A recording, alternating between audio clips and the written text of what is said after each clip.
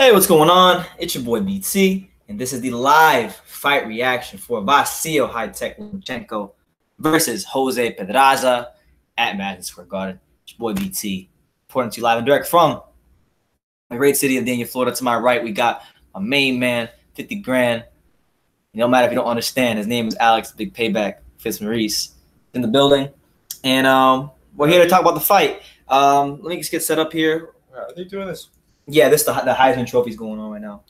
So yeah, for those of you maybe wondering, the fight card has started. They're just concluding the Heisman Trophy ceremony, and then Lomachenko and Pedraza should be coming on very, very soon. But you know, my man Alex, talking about this fight, like Lomachenko is obviously the heavy favorite going in, as many of us should expect. What do you think about Jose Pedraza's chances against Vasyl Lomachenko? Oh man, I haven't really watched much of Pedraza to know the chances. To know the chances, yeah, because I only watched 2 fights, and that was the Davis and Beltran fights. So yeah, so I don't know. I don't really. I give him a little chance, a little bit. Okay, hold on, let me make sure this is all. It's the Davis and Beltran. I mean, I've had a chance to watch. See, I watched the Edner Cherry fight years ago. We watched Davis. We watched the Beltran fight recently. What I'll say is this: if you look at Pedraza from the Edner Cherry fight to going to the what was it? His title fight with Beltran, he's improved. Like footwork is improved, angles have improved. He's gotten better as a fighter. But I mean, stylistically speaking, he does not do good against guys who move. Yeah. Edner Cherry is not even like really known as a mover, but he moved a little bit in that fight. Fought him in spots. I thought he should have got the decision, didn't get it. So I mean, I don't know, other than like muddying up the fight, like making it an ugly fight, how he's going to be able to beat Lomachenko. It really is, as far as I'm concerned, the ideal fight for Lomachenko to come back for like his return fight because he had an injury. It also makes sense because he has a title, so it's a unification fight. That's how I see it. I mean, I don't know how you see it. That's how I see it.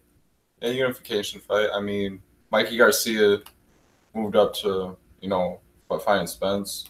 So, I mean, just why not fight Pedraza, unifying titles. Get some titles, man. And then we know Comey is fighting for the belt that Mikey vacated. So, you might see Lomachenko versus Comey or whoever wins that fight. I hope Comey wins. I like Comey. Yeah, but Comey's really exciting. Let me know what you guys think. We're here live. It's gonna be live. It doesn't happen often enough, but we're here live on YouTube for the fight right now as I'm talking to you guys. For those of you who may be wondering, the Heisman Trophy ceremony is going on. I'm trying to get a decent stream going here. So yeah, the fight card hasn't started yet on ESPN. So for those of you who may be asking, who's the fight on? It's not on as of yet. But when it does come on, I'll definitely be talking about it. Lomachenko,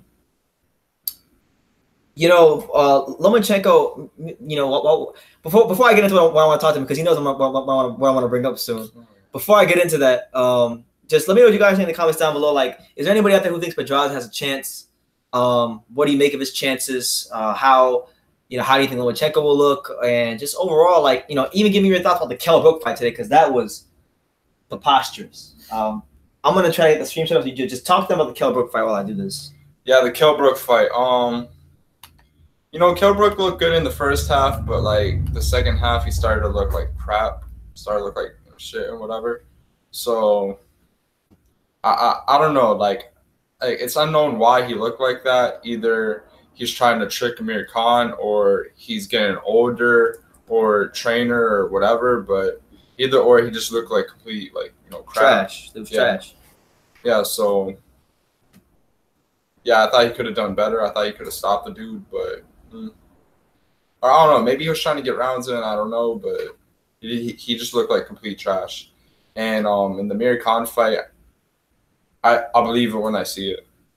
Yeah. So, what the hell, man? Why is college basketball? I know college basketball.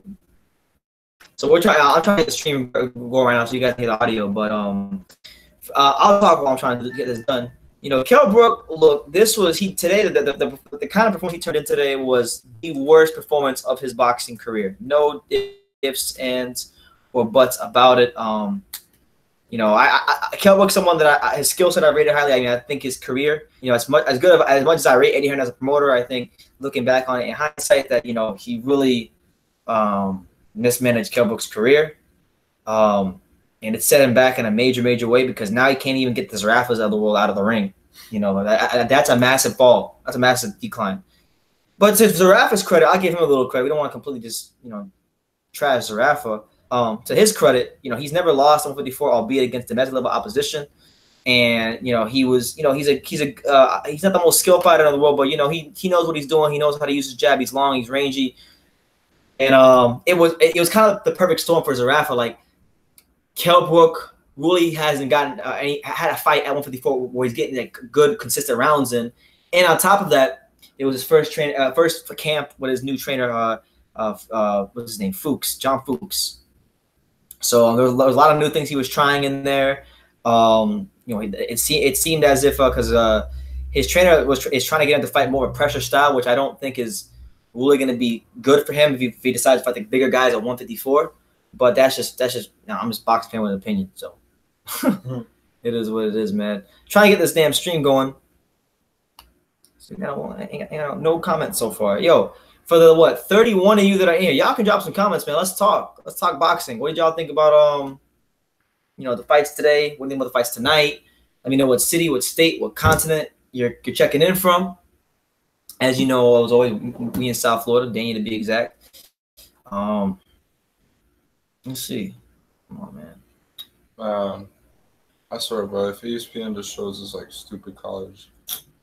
Bro, it literally says 9 o'clock it starts.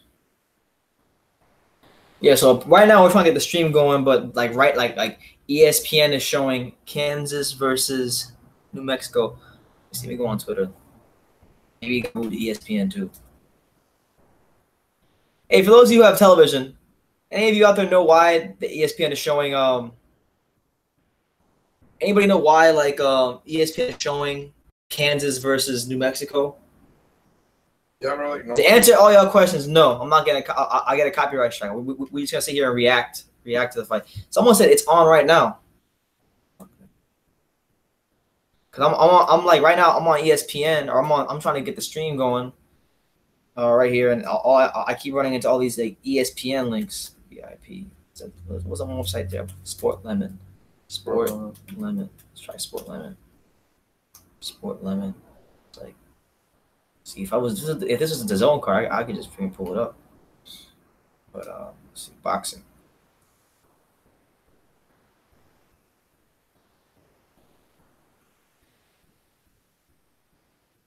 I know it's on regular ESPN, but like I'm pulling it up on the streaming sites. And literally, like, I'm getting college basketball. I'm getting freaking the Heisman Trophy ceremony. I don't want no damn Heisman Trophy. I don't even watch college football anymore. The hell with college football. Miami is not even good anymore. Oh, I think they're showing it on the online, ESPN online. ESPN online. Yeah, ESPN Plus.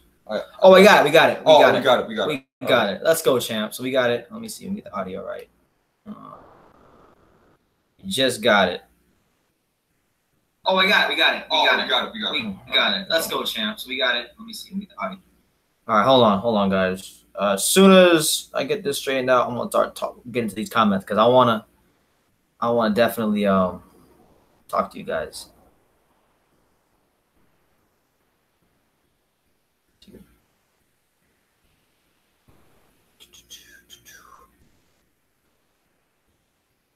It should be good now. I mean, any moment now. Play. I'm gonna get you guys comments in a minute. Just bear with me. What did you think about Kid Galahad's performance? I really hate that. Or Anthony Fowler. I know Anthony Fowler fought today. Yeah. He got a 10-0. Here we go. His most All right. recent knockout on ESPN this summer in New Orleans, taking a step up, trying to move from prospect to contender. Teofimo He can get Lopez. past 34-win veteran Mason Menard. Oh God. So right now, as I'm speaking to you guys, apparently Teofimo Lopez is gearing up to fight Mason Menard. Hulu Theater at Madison Square Garden. You know he's passionate and boxing-savvy Puerto Rican fans, and the Ukrainians who are going to be out to cheer on their number one. Let me get to these comments, man. Let's see. On ESPN. Yeah, it's on regular. For those of you who have TVs, the fight is on regular ESPN. So that's what you should know. To those of you who ask me, am I showing the fight? As I try to say it on my fight reactions, I can't show you the fight because I get a copyright strike. It's happened before. It actually happened when we did Eric Silverman versus Charlo. Oh yeah. I got a copyright strike for that. So far we got over a year without a copyright strike. So we're trying to keep the streak going. Exactly. But you'll hear the audio and all that stuff. But I'm gonna get to the comments. I'll interact with you guys. It's a cool way to interact. Subscribe to the channel if you haven't already. Let me see. Why is this junk lagging though? See, I'm lagging. My stream is a little laggy over here, so y'all might even be ahead. Y'all might spoil the freaking fight for me.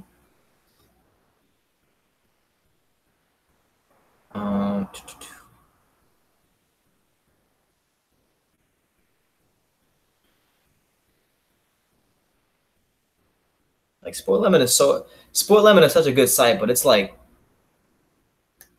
I don't know. There we go. He has the layoff, and the word that you said to me earlier today when you were sizing up this fight. Let me get these comments, man. You said vulnerable. Absolutely, I believe that he is vulnerable at this point because guess what? The fight isn't over. No, scary skull game. The fight isn't over yet. You cannot be thinking about your shoulder at this It's on regular. Yeah, it is on regular ESPN. And so Loma has to deal with that tonight. And Jordan D Productions asked me, he said, who do you say is the best pound-for-pound fighter, Crawford or Lomachenko? Peace from England.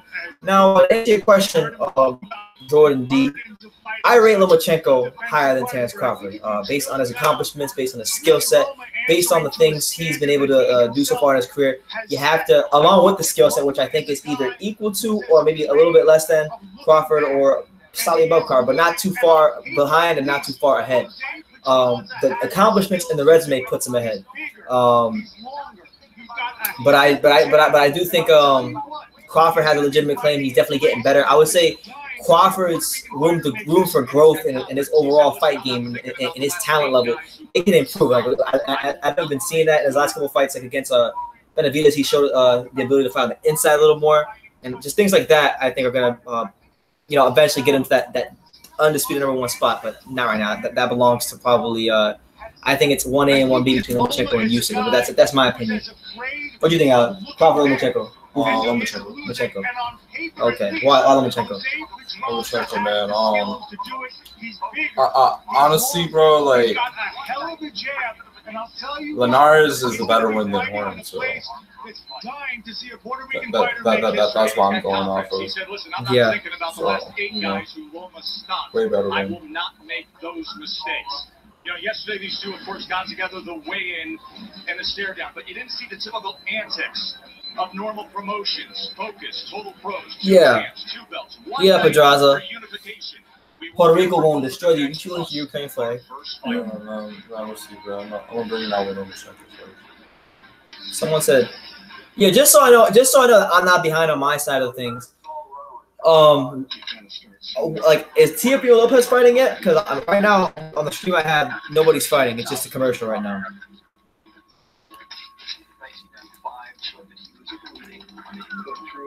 Drop your predictions down below. Let me know about Lomachenko Pedraza.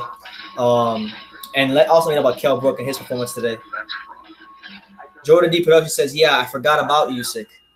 Yeah, man, Usyk, I mean, I have him as my pound #1.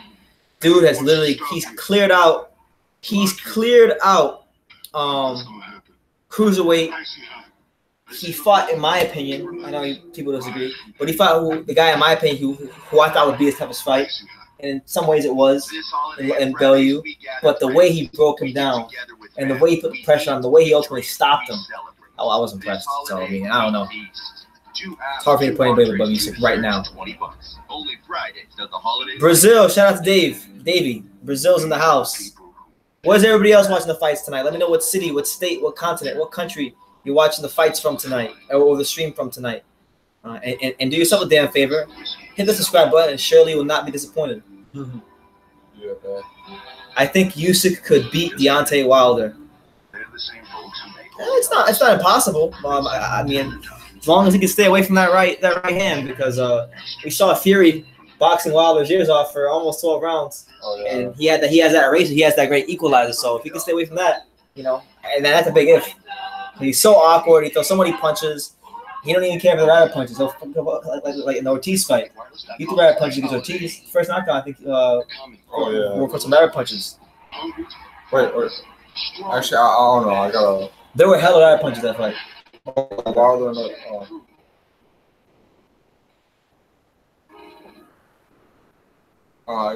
probably got to see it again, honestly. All you gotta do is type in, go on YouTube and type in Deontay Wilder rabbit punches Luis Ortiz. Oh, really? It's a compilation, yeah. It's a 1 minute compilation, 13-second compilation. All right, so yeah, 1 more month away from the fight. It's your boy BT, True School Sports, Jessica and Dania. I'm my man Alex. Here as always. If you guys haven't been on one of our live fight reactions, we have a blast doing them. We interact with a lot of fight fans from around the world. We will read your comments, so if you put your comments down below, we will read them and we'll address them. We're doing this for about, like a year already? It's crazy. We were here for Golovkin Jacobs, Joshua Klitschko, Garcia Thurman. We've been out here for some big fights, and most recently, Usyk Buggy. So, yeah, we have a blast. 25 knockouts now, but for tonight, the focus is. You're using First Row Sports. I'm using Sport Lemon. Shout out to my man Daryl Mola, my ex-roommate who used to be here. He put me on Sport Lemon. Surgery on your right shoulder in the month of May. How do you feel about your shoulder? Lomachenko being interviewed by Bernardo Osuna. Y'all can listen. Everything good. Now my shoulder healthy on 100%, and I want to say thank you our doctors. It's the doctors who make me surgery. It's Dr. Altrash and our doctor from Ukraine who helped me in the rehabilitation in Ukraine. It's Dr. Artem. So big thank you. Now, you've made history in just your 12th fight as a pro. This is your first unification bout. What do you expect from Jose Pedraza, your opponent, tonight? I hope Jose Pedraza ready for fight, and he healthy 100%, and he promised his style, best style in the world, против меня, to beat me. So we'll see. No, I'm ready. Vasyl Lomachenko ready to unify the lightweight world title bout. Seemingly always ready, and by the way, his English has improved mightily. He's worked hard on that. There is his opponent, the fellow champion, Jose Pedraza, getting picked right now. Was an Olympian, has been a junior lightweight, now a lightweight world champion. Yet even with that resume, this is the moment to prove he can reach the highest heights. Back to Bernardo. All right, so we're back. I had to change, put my AC on. Rocking the True School Sports shirt right now. Got a rep, as always. But yeah, we're moments away from the fight, so hold your horses and stay tuned. Fighting one of the top pound-for-pound fighters in the world in Vasyl Lomachenko. He went down against Jorge. How long till the Loma fight? Well, I'm assuming they're going to have Teofimo Lopez fight and then Dogboe's fighting. Then you got Lomachenko. So we got roughly 2 fights till we get to Lomachenko. So bear with us. But we can talk about it until having me talk about it. Looking forward to seeing how Pedraza performs in his first, the Beltran fight was big, but the title fight, but the Davis fight was his last big fight in my opinion. Big fight.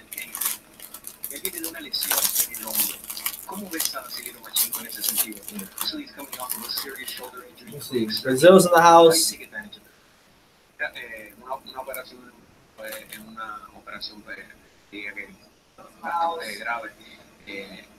Si los doctores dicen que está bien, pues mira, me alegro.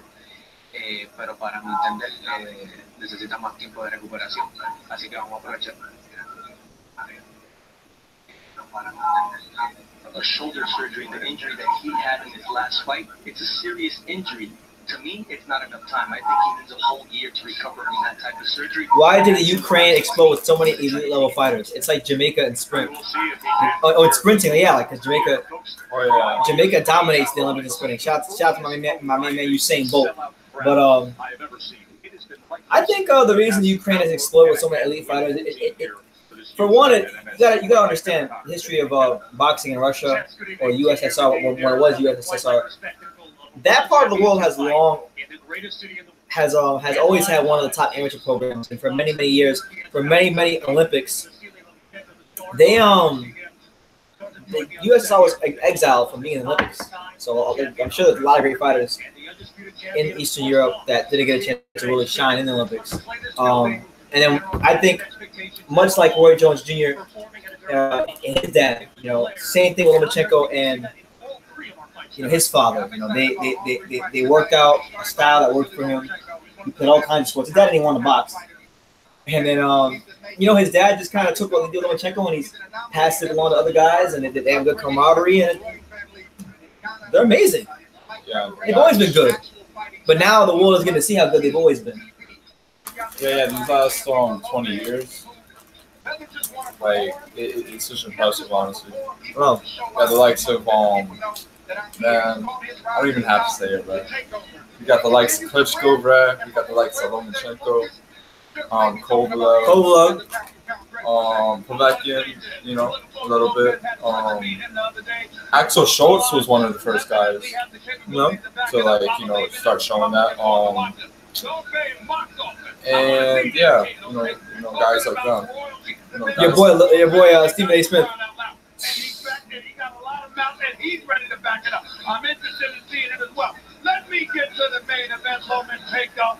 I just got to get this off my I just want them to hurry up with this fight card already. Like, why are they taking forever? My brother Timothy Bradley, I love him dearly, but I don't know what the hell he's talking about. With Lomachenko having something to worry about. Please, you know what? Something to worry about? As spectators, because before Lomachenko took out Donaire with the 10th round body shot to the liver, the previous 4 fights against Waters, against Sosa, against Mariago, okay, and then of course Rigondeaux, all 4 quit. That's right. Expended more energy walking over to the other side of the ring to hug him and show him affection when the fight was over than they did when they were in the ring with him. Who are we talking about? We don't have anything to worry about Lomachenko. We got to worry about an annihilation taking place tonight with Pedraza, and we got to hope that we get a fight instead of somebody that's looking to hug and say kumbaya after they quit. That's right. Pedraza is a 35-1 long shot in this one. We'll see that in the main event. But first, one of the rising stars of the sport, Teofimo Lopez. Let's send it down to Classy Jimmy Lennon Jr. 7 Oceans, no problem, man. I know it's late over there. We'll see, man. I'm interested to see how he performs against Pedraza, who's the champion of the division, coming off the injury. That's the interest of this fight for me. And he's a fun fighter to watch. But right now, as you guys can hear in the background, Jimmy Lennon Jr. is announcing. Right now, Teofimo Lopez versus Mason Menard is about to take place. This is Mason Menard, or Teofimo Lopez is biggest name so far in his 11th pro fight. And I'm looking forward to see. He should dispatch Mason Menard. That's what we expect. Because I think he's a good fighter. So we'll see if he's a good fighter. Well, he's coming off a win over William Silva. Yeah. I mean, they're about the same. Who's about the same? Like William Silva and Mason Menard, same caliber fighters. Yeah. Well, he has somewhat of a name. Because he had some crazy knockouts on Showbox. Oh yeah. And then he was supposed to be about Trump, but that got derailed. And then he fought Devin Haney. So yeah, you're right. He's being turned into the gatekeeper a lot. That's what he is. Proudly representing his home of Brooklyn, New York. He weighed in the same as his opponent, 135 pounds. He is undefeated in his campaign. I would like to see Lomachenko fight Mikey Garcia, but that's not going to happen because Mikey's going to get annihilated by Spence. So, I don't know, man. He's got options. He can fight, Tevin Farmer. Wait. Oh, yeah. I mean, for me, the big fights are Gervonta Davis and Mikey Garcia. Those are the 2 fights I really want to see. But outside of that, I know it's not going to happen, but me and him were talking about it. He's not Manny Pacquiao. But we'll get to that later on. You don't want to talk about it, no, but I'll talk about it a little bit.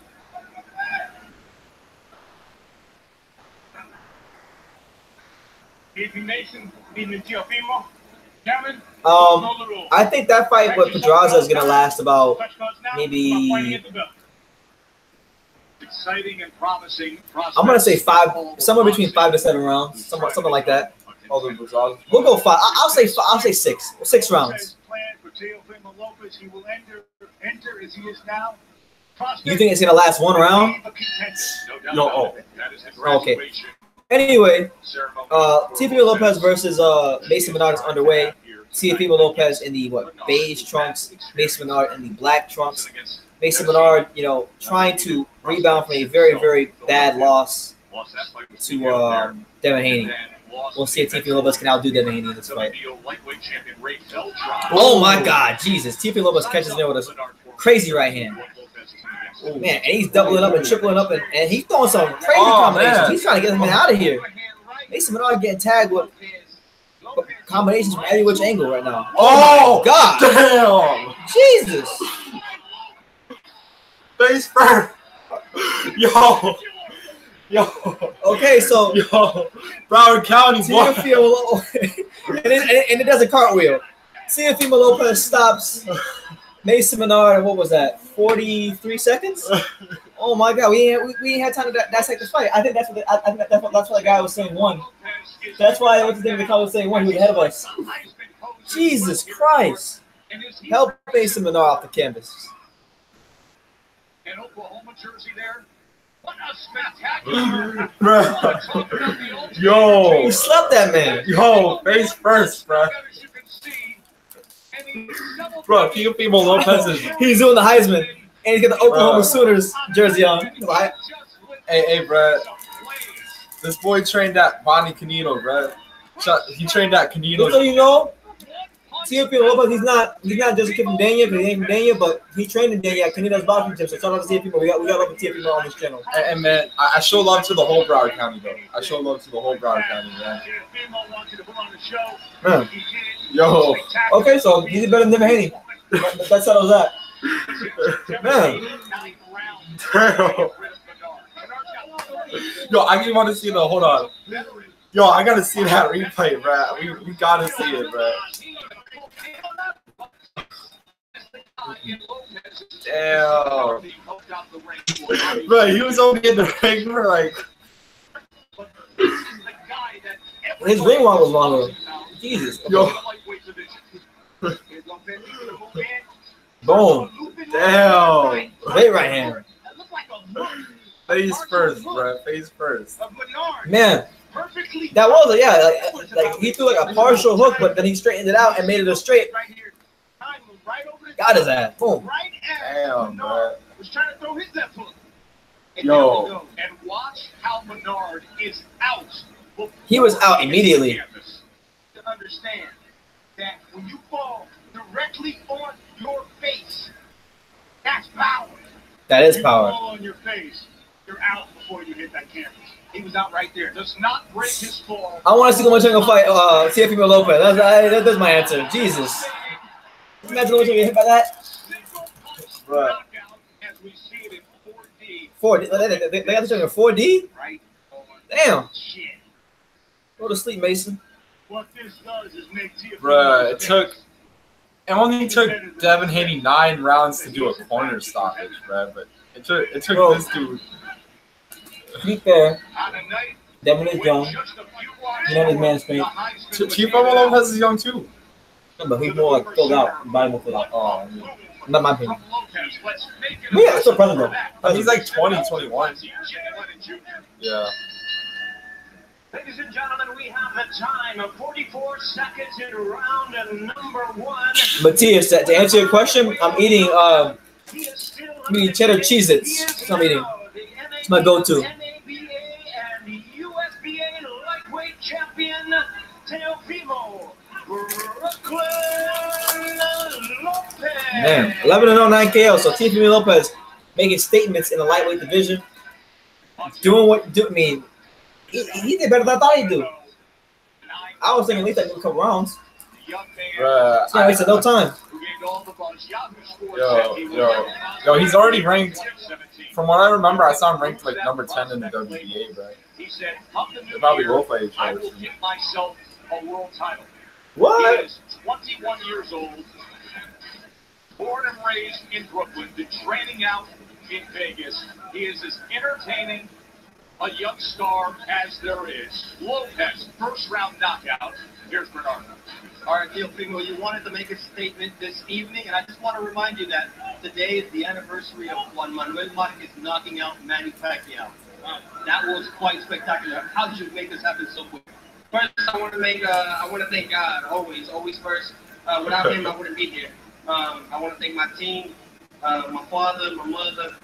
I want to thank my manager, split team management, David McWhorter, and hey Bob, happy birthday. All right, so Happy birthday, Bob. Happy birthday to Bob Aaron, by the way. Into a contender because we talked about the importance of this fight for next year. What do you expect for 2019 after this type of performance against a Mason Menard who was experienced, who came in with big wins, and who just blew out so quick? He's a tough fighter. I know he was going to come in, but I wanted to test him, so I hit him with a good shot. I wanted to see how he reacted. I could take a shot, but I took the chance to. My father, before I even got in here, he was like, hit him with a 7. That's something that we do, and I tested. I see how he was moving to the side. I press these fighters. I gotta tell them how it is. Everything I say, I do.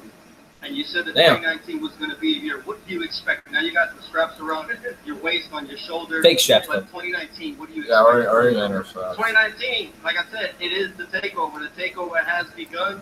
And 2019, you will see me, instead of these straps, which I'm grateful for, you will see the one that says World Champion. All right, I know you got the Kyler Murray jersey for the Heisman Trophy winner. Yeah, they want to play something or do something. I want to congratulate him. My manager is very proud. He's a big fan of Kyler Murray, so it's gonna be good. My father's hyped right now, but definitely I'm gonna strike a pose for the Heisman Trophy thing. I get it. This man doing Heisman poses and whatnot. With Lopez and his father in there, Heisman pose, and with Bernardo in there. It's gonna do. Oh, that's it. The Heisman trophy. The trophy looks like that. Oh, because usually he does like a flip. He did a flip. Oh yeah. He did a flip. But yeah, for those of you who are tuning in, who may be funneling in right now, Teofimo Lopez just knocked the living daylights out of Mason Menard. Knockout of the year candidate. It was that damn good. So now, obviously, Dogboe's fight Emanuel Navarrete. Should be a good fight. Dogboe looking to get his 4th win this year. Maybe putting in a case for fighter of the year. I think he's got a decent case. I don't think he's fighting much. I think he has a case. Yeah, I mean, I still think Usyk. Usyk is probably fighter of the year. Yeah, because he's beaten. Tyson Fury's a fighter of the year. How about that? So I think. Things though, like Usyk, he's beaten all champions in his weight class in their backyard. Unified this whole year. Like, I don't know. This man said, hey, shout out to my man Lad. He said he felt like Deontay Wilder in the rankings. And damn right he did. And you know what's funny? I got a video on that coming soon about how Deontay Wilder fell in the rankings. Below Tyson Fury. Yeah, below. Because because Tyson Fury was shoot, split everything. It's going crazy. Boxing Now, my man Boxing Now. Big shout out to my man Boxing Now. New Englander. Good to have my man Boxing Now here in the comments. Great guy, makes really good highlight videos. But yeah, man, Teofimo Lopez is a beast, man. He's a beast. We're from South Florida, so we know about him. He comes to amateur fights. All the trainers know him here. But yeah, I really appreciate. And he's really a big Teofimo Lopez fan. Yeah, he trained at the same gym I trained at. Representing Broward hard. Mm-hmm. Yeah, but I actually want to see him fight Lomachenko, man. You do? I mean, he's ranked like number 10 in the WBA or something like that. You think he can beat Lomachenko? I don't think he can, but I still think he's growing. I still think it should be he should get more fights, but take his time. Yeah, take your time. We gotta be chill. We gotta be chill. You gotta make, as Sergio Martinez would always say, good business decisions. That's right. Good business decisions. That's it. Mad Animal Fitness. Shout out to my main man, Mad Animal Fitness. He says, Hold on. This guy put three Deontay Wilder, like, because he's third. He's third in the Ring Magazine. He put the number 3. Three Deontay Wilder. That's why I like that. Deontay Wilder. Mad Animal Fitness says Wilder's style lost, not him. You know, It's true. Well, no. He lost.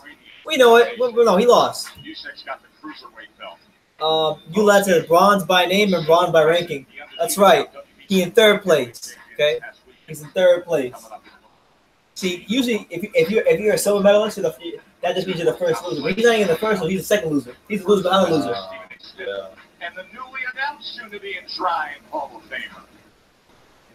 13 rounds of boxing. Shout out to my man, 13 rounds. He says, hell nah, he can't beat Lomachenko. And I would concur with that for now. Maybe like 6 fights, might have a chance. What's that?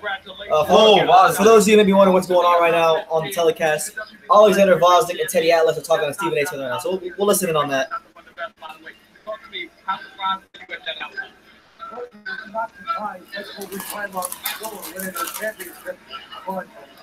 First of all, you touched on it. You want to send our prayers out. Oh yeah, I forgot Teddy Atlas trained him too. Yeah, man. Planned on doing what we needed to do.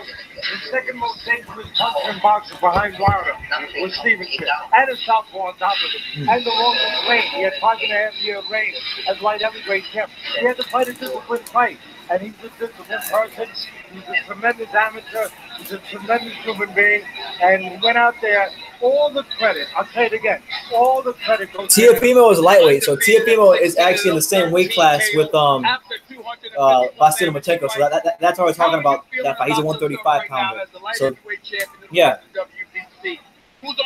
How far are you guys from Boynton Beach? Well, Boynton Beach boxing now from where we live. Boynton Beach is roughly about anywhere from 45 minutes to an hour and 15 minutes away, up north. We're more south. We're closer to Fort Lauderdale, Miami. We're in between Fort Lauderdale, Miami. I feel happy because this was my dream, like I'm 21 year in the boxing since I was 10 years old. And he did use it. You're right, actually. Teddy Atlas did use it all the Euros, so it's hilarious to see him working with Vosnik and enjoying the hell out of it. When he did what? Like he used to not like the European fighters as much. Like back in the day. Then again, the one is good. What do you want next for him? He's the best. He's the best there is in the light heavyweight division right now. And he is too, because he's the lineal champion, man. Vosnik is the best fighter in the light heavyweight division. Changed my mind. I want to see him unify all the time at the right time. And I want to see top fighters make that happen. Because they have for special guys. They have 3 special Ukrainian fighters, each one of them. And I think there's nothing but future for a kid like this. Because not only does he perform in the ring, but he's a great person outside. What do you think is special about you? Right now I want to take a break until New Year, and then now I have the best specialist in the world in my corner, and he will advise me what I'm supposed to be in what direction I'm supposed to move in the future. Yo, I asked that question again because I'm thinking about looking at the light heavyweight division. Then with Andre Wardlaw, I'm not too excited lineal light about heavyweight champion. Beat the man Stevenson. WBC champion too. He's in the division with a lot of hard punchers in the likes of Beterbiev, Bivol. Alvarez has some power too. You saw what he did to Kovalev and Butte and all those dudes. So,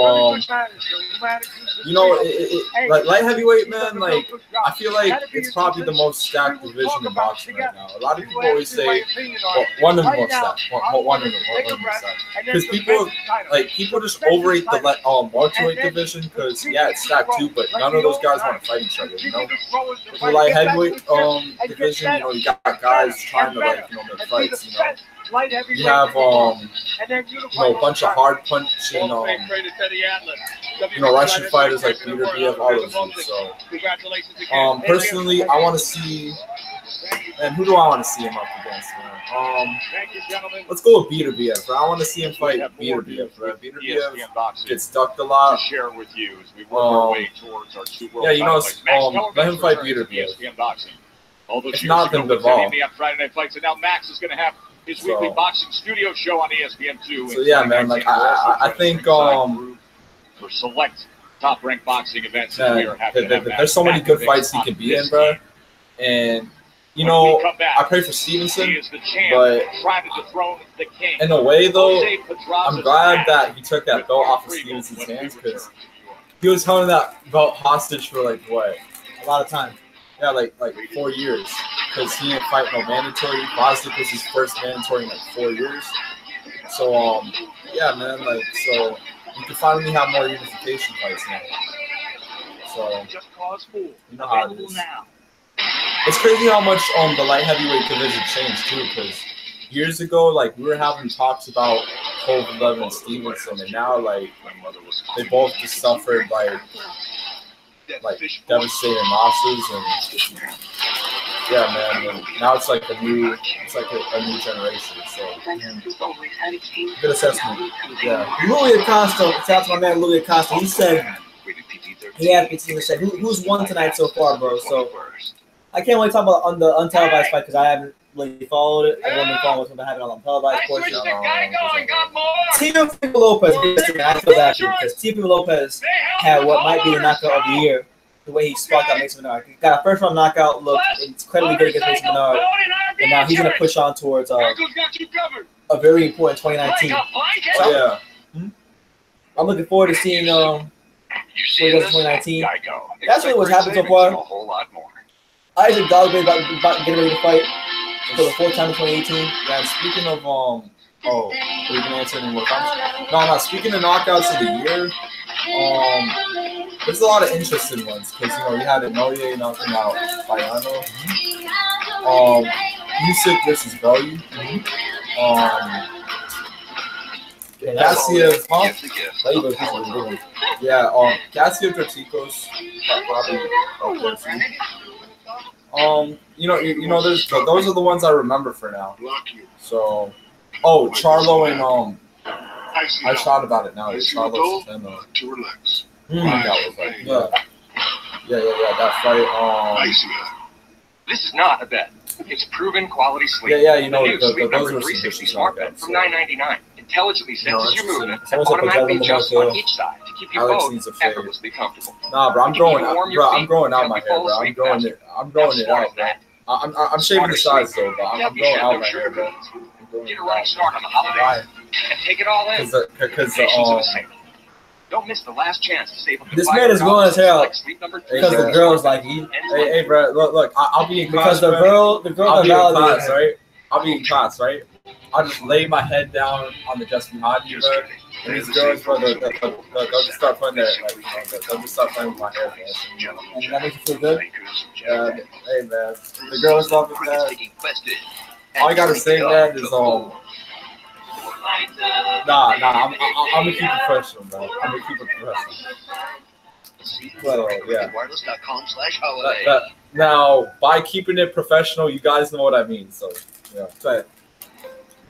But, yeah, Isaac Dogboe.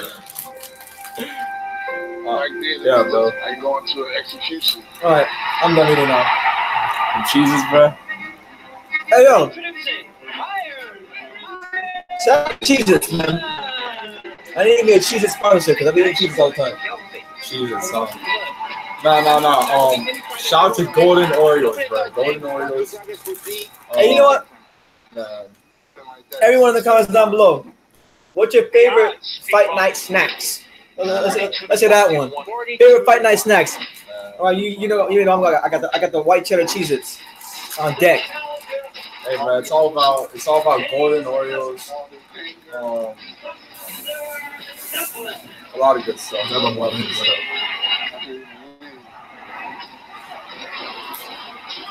Oh yeah, speaking of girls, bro, I'm gonna respond to a girl's message right now, real quick. So. You got to announce that to everybody? Yeah. You know, I just want to let y'all know. And we can hardly wait. Hey, the champ is here. ESPN Films revisits Buster Douglas's monumental upset of heavyweight champion Mike Tyson. 30 for 30, 42-1 premieres Tuesday, December 11th, 9 p.m. Eastern on ESPN. Well, Jose Pedraza may not be a 42-1 long shot, but his odds aren't too much better. A Yeah, man. 35-1 underdog against I just can't wait for in what is what's the next fight? Isaac Dogboe. Isaac Dogboe. And yet, He fights at Jose 122, Pedraza right? is a champion, and he may not have the name recognition of There's Vasyl Ray Vargas Lomachenko, in but that he has division. earned this There's moment. Mark Riegel, like so many great Puerto Rican fighters of the past, he has a Daniel chance. Roman. Since the World Boxing become a Series is national going on business, I want to see Inoue Jose Pedraza Well, that's only possible, about but him, that he was done after losing to Gervonta damn. Davis. So that he about was that, never bro. Like supposed to beat that's gonna be Rafael Trot, disappointing, bro. but Like here it's he a is, tournament. bigger, There's gonna be some good longer, fights too. with a hell of a jab, Inoue and was let's supposed to not fight forget, Emanuel a belt to the Rodriguez. Nonito Donaire was gonna fight Jose, the last time I saw Solani you, Tete. I thought Tete would have probably won, but it still would have been a good unification fight. Prograis was gonna fight Relic. That would have been an interesting fight. He's a very hard puncher. I want to see how Relic does against someone who's like a very, a boxer puncher type fighter, right? Relic, yeah. And I wanted to see how Josh Taylor does against Troy Yanofsky as well. So it would have been good fights. And then the cruiserweight fights. I remember Dracicos is going to fight Tabini.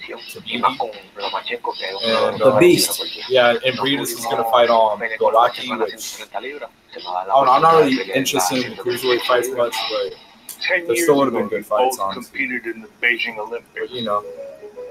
Brown Gone One. Shout out to my man Brown Gone One. He said his favorite fight night snack is hot Cheetos. Yo, I ain't a hot Cheetos guy, but to each his own. Fight guest has usually barbecue meats, but deep fried tonight. Listen, when you can get your hands on some barbecue, you can't pass it up.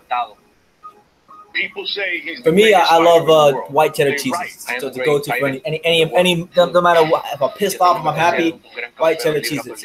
But for those of you who are wondering what's going on right now, we're currently waiting for Isaac Dogboe to take the ring against Emanuel Navarrete. So when that happens, we'll inform you guys. But until then, keep talking boxing.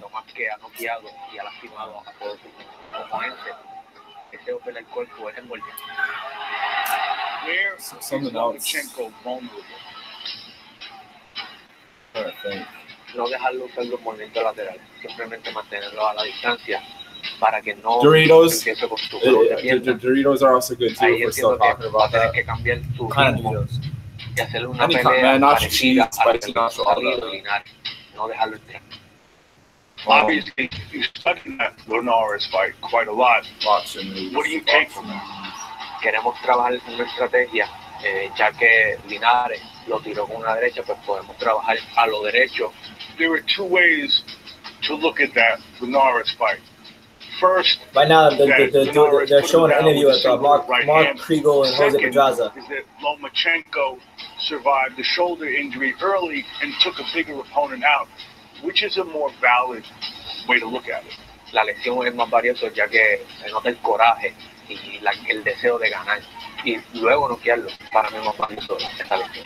Puede ser una ventaja para mí, porque el boxeo todo es válido, así que vamos a trabajar esta lesión.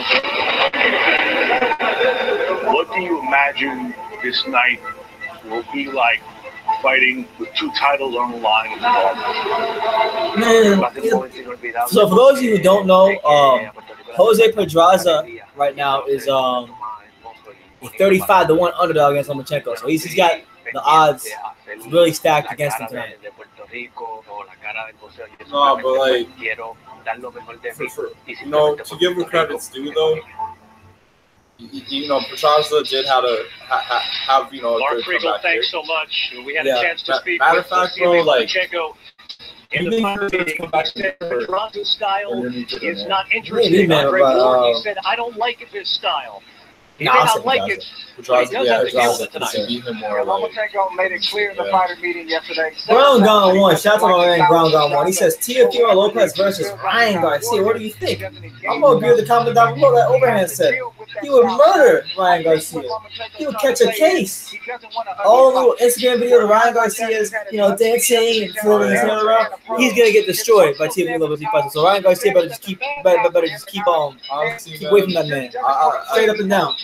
I don't like Brian Garcia. He ain't the only one. He deserves to be respected Yeah, tonight. bro. He's like, We'll see what happens. I think you got to. he's just too much of a pretty boy, There's no bro. question about that. But I think when you I know I act like that sometimes too, but him, he really acts like a freaking pretty boy. Yeah. You want to put on a show Like, because I don't know, particularly man. It's all about at the speed. lower divisions, the lighter divisions. Speed. sometimes He's not even that fast when he puts it's gloves on. Like, he's important not even to close the as fast as he is when he does the bag. You put on a show because you Devin want Haney to be versus, box office. That's how you ultimately The Devin Haney generate versus this great Lopez, fight. make There's that. a reason Devin I like Haney Garcia. versus That's Lopez the or lightweight Garcia, division. bro. Make It's it happen. moving up stupidly, I Make it might happen. add, to fight Errol Spence Jr., okay? He doesn't want I know Lomachenko Davis and, because he doesn't consider it a win Rush. situation. Wait, was it Why? Davis or Because you was fight it in the lightweight Stevenson? division Some guy typed in and you Russian. win. Yeah, look out. You know, I don't Yeah, know if that Ukrainians, would happen, Russians but now. if you I don't know what the hell that win, means what right are you there. going to get from that in Shout out to this that fight? guy. But if you pull off Yes, something yo. like that against Errol Spence Yeah, Jr., either it Teofimo obviously Lopez or magnifies the situation a bit more in terms of you being in the public eye. I don't know.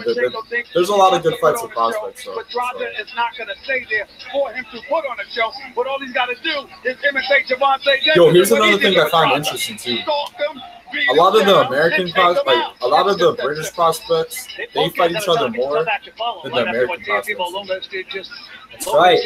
And honestly speaking, like, I was trying to get into earlier, but I didn't think it's okay. Like, we had a big British prospect earlier in the year between Isaac Chamberlain and Lewis. It was a trash ass fight that I bought into the hype of. But then now you're also gonna have you got Anthony Fowler who won today, thinking he's all good and stuff. He wants to call my man Ted Cheeseman. Hey man, look, Anthony Fowler, man, because You don't want to hold Ted Cheeseman. hey man, I was watching his highlights for a little bit on my phone, bro. Man, Anthony Fowler, man, is my guy, man, over Ted Cheeseman. If they were to fight, you know, he likes Ted Cheeseman, me. Man, Anthony Fowler, man. Anthony I know Fowler. it's a thing that can happen today or tomorrow. Anthony Fowler's but gonna we are beat, gonna miss right? He's gonna beat that ass, right? He's gonna beat that ass. Yo, so I'm trying to think more examples of all the British prospects. Miguel Groves, yeah, Taylor and Davies, Chamberlain and Coley. Technically, Joshua versus Dylan White.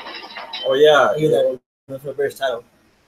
Oh yeah. Well, no, actually, those fights I said too were like British titles, but like it was before they were world champions. So Billy Joe fought someone, right? Billy Joe fought Chris Eubanks. Karate helps release some of the alpine stress.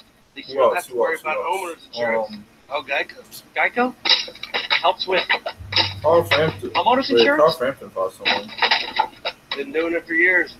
I'm calling Geico right now. Yeah, I can't really think, but Good idea. Get to know you Geico. and know, see they how get my easy point. You get the homeowners and point. renters Yeah, you get the insurance point, can so, be. you know, Are you trying to say American prospects don't fight each other? Have you not as much as like UK like Walter used to? prospects. Don't but, smell yeah. like Walter. Ask Because for it's green like, soda free for maximum pain I'm trying to relief think of a good without that example. Walter smell. Okay, Gary Russell didn't fight no top prospect when it came up. Yeah, really. Yeah, He fought TBA after TBA after TBA, and then he started following Lomachenko. Then he got schooled, and then he said, "Well, I lost to Lomachenko, but you know, if he fought 99 out of 100 times, I beat 99 out of 100 times, but that happened to be one night." yeah, but you know, he beat By the way, what the hell is for Gary Russell? We never heard from him since he beat Joseph Diaz. Yeah, He always fights once a year for something. and then he disappeared. Yeah, Twice. Gentleman Jack. But, Extra smooth from the makers of Jack But Daniels. here goes the start. starting. Cricket keeps us sharing. For those of you who are basketball fans out there, Derrick Rose has started. And man, I just want to say Steph Curry. Man, One, two, but yo, one.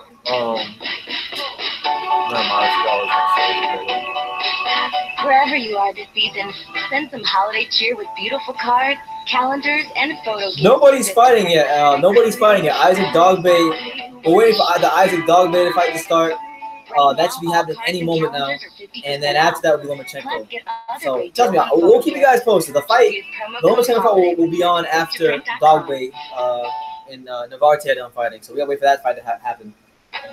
Until then, Neho. Oh, they're about to. Oh, I thought they were. Oh, yeah, that was a vicious knockout too. I know, that's it. I like Isaac Dogboe because it's good to see fighters who are shorter than me knocking the hell out of people more like 6'3". It's pretty cool. Yo, I still gotta watch the Magdaleno fight, but some people were saying that fight was like a tiny bit more entertaining than the Oscar the WBO Junior Featherweight World Title fight. Isaac Dogboe, he is wildly pound for pound on your list, guys. You want to know my entire pound for pound list, like who I have on it? I haven't made a pound for pound list in a while, but if I made a pound for pound list, you know, it would include likes of like obviously the obvious ones like Usyk, Lomachenko, Crawford, Noye, Long Vasyl, Dogboe is probably on there on the lower part of it. Is everybody here at the Theater at MSG is ready to settle in the first of 2 world title fights. Of course, the main event will be the lightweight Unification bout. I don't know, man. As far as an entire pound for pound list, I can only think of like 6 guys off the top of my head right now. It is the guy here, Isaac Dogboe. Usually the same picks that Brennan said. He had a stunning victory for a world title earlier this year. That was back in Philly. We were there that night when he had the 11th round knockout of Jesse Magdaleno. Yeah, so right now Isaac Dogboe is making his way to the ring. 4th fight of 2018. You know, beating the likes of Cesar Juarez, Jesse Magdaleno, most notably. He fought the Japanese guys last fight, Otaki, whatever his name was. And now he's fighting a tough Mexican fighter in Emanuel. And this guy Dogboe, man, he's a fun guy. He's 5'2", punches like he's 5'8", you know, but he has the confidence of somebody who's 6'8". Yeah, but yo, Josh Greer and Isaac Dogboe. Isaac Dogboe. Lil Dude's pointed on. Right now he's sliding into the ring with the Neho t-shirt on. Yo, this should make that fight better. I want. Oh, we're on the same way, right? Yeah. Oh, it's not. They are on the same way. Yo, Isaac Dogboe versus Josh Greer, bro. Make it happen. Make it happen. I wouldn't mind that. I'm gonna see the rankings real quick, actually, because I know Greer fights next week. My man PG-13 says, I see Teofimo Lopez versus Lomachenko in the future. Tank still be ducking. Yeah? No. Wait, what does Neho even mean? I'm over here saying this. I don't even know what the hell Neho means. Hey, does anybody know what the hell Neho means? To me, like something completely like Oh yeah. As we get our first world title fight started with the classy Jimmy Lennon Jr. All right, so Isaac Dogboe's in the ring, and Jimmy Lennon is making some announcements now. Here at Madison Square Garden in New York City, Bob Arum's Top Rank Incorporated presents a world title. Dogboe versus Vada. To you by Geico. This bout is sanctioned. Oh, Dogboe versus Vada too. Francisco Valcarcel, the supervisor. You trying to say he's on PEDs, Fight Scout? Our 3 judges, all from the state of New York. We Oh, have Josh Greer fights Ackerman, on Alan Nace, and Tony they can still make that, Paolillo. He's All right, fine. fans, here we go. 12 rounds of boxing yeah. scheduled for the WBO Junior Featherweight Championship of the World. Introducing to you first the challenger on my right, fighting out of the blue corner, Emanuel Navarrete. The Cowboy had on 25-1, 22 KOs, age 23. This is his United States debut, just so you know. His record stands at 25 wins, 1 loss, with 22 big wins coming by way of knockout. Tonight, making his U.S. debut and his first attempt at a world title, please welcome the WBO number 2. I mean, Fight Scout, most of these guys, you just gotta assume are on PEDs. I'm sorry. That's a bit cynical, but you have to. I mean, regardless if you're on PEDs or not, you're still going to execute because Paulie Malignaggi was on PEDs for the Garcia fight. Help him. No. Sounds like a Pokemon. Yo, Isaac Dogboe sounds like a Pokemon. He just said, no. He weighed in at a trim and ready 120.8 pounds. He is undefeated in his campaign to the ring with a record of 20 wins, no losses. 14 of his wins coming by way of knockout. Yo, this is actually Navarrete's first step-up. Yeah, he's like having an idea. He's like one of those Mexicans who turned pro like 17, had a crap ton of fights. Now he's in America. Hey, bro.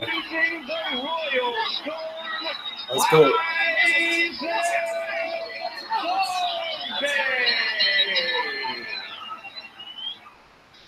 And our referee in charge. Who's the ref? To give instructions, we have Benji Esteves. Benji Esteves. What I say, you must obey. Touch up. Touch up. You two are world-class fighters. I expect you to conduct yourself as such. All right, so what was waiting from this fight? Wow, the Hawks beat the Nuggets. The Nuggets is everybody these days. They lost the Hornets. Cash,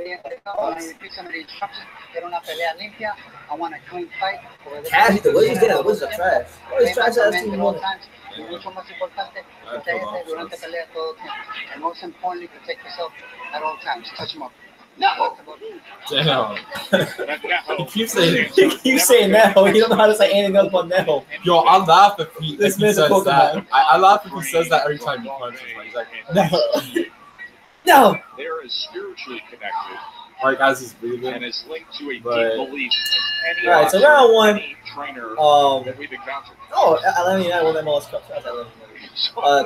Isaac Dogboe versus Emanuel Navarrete. Round one, Madison Square Garden. Title fight, big title fight here in the junior featherweight. He said it was prophesied. Dogboe putting pressure on Navarrete, trying to gain some ground and suppose himself.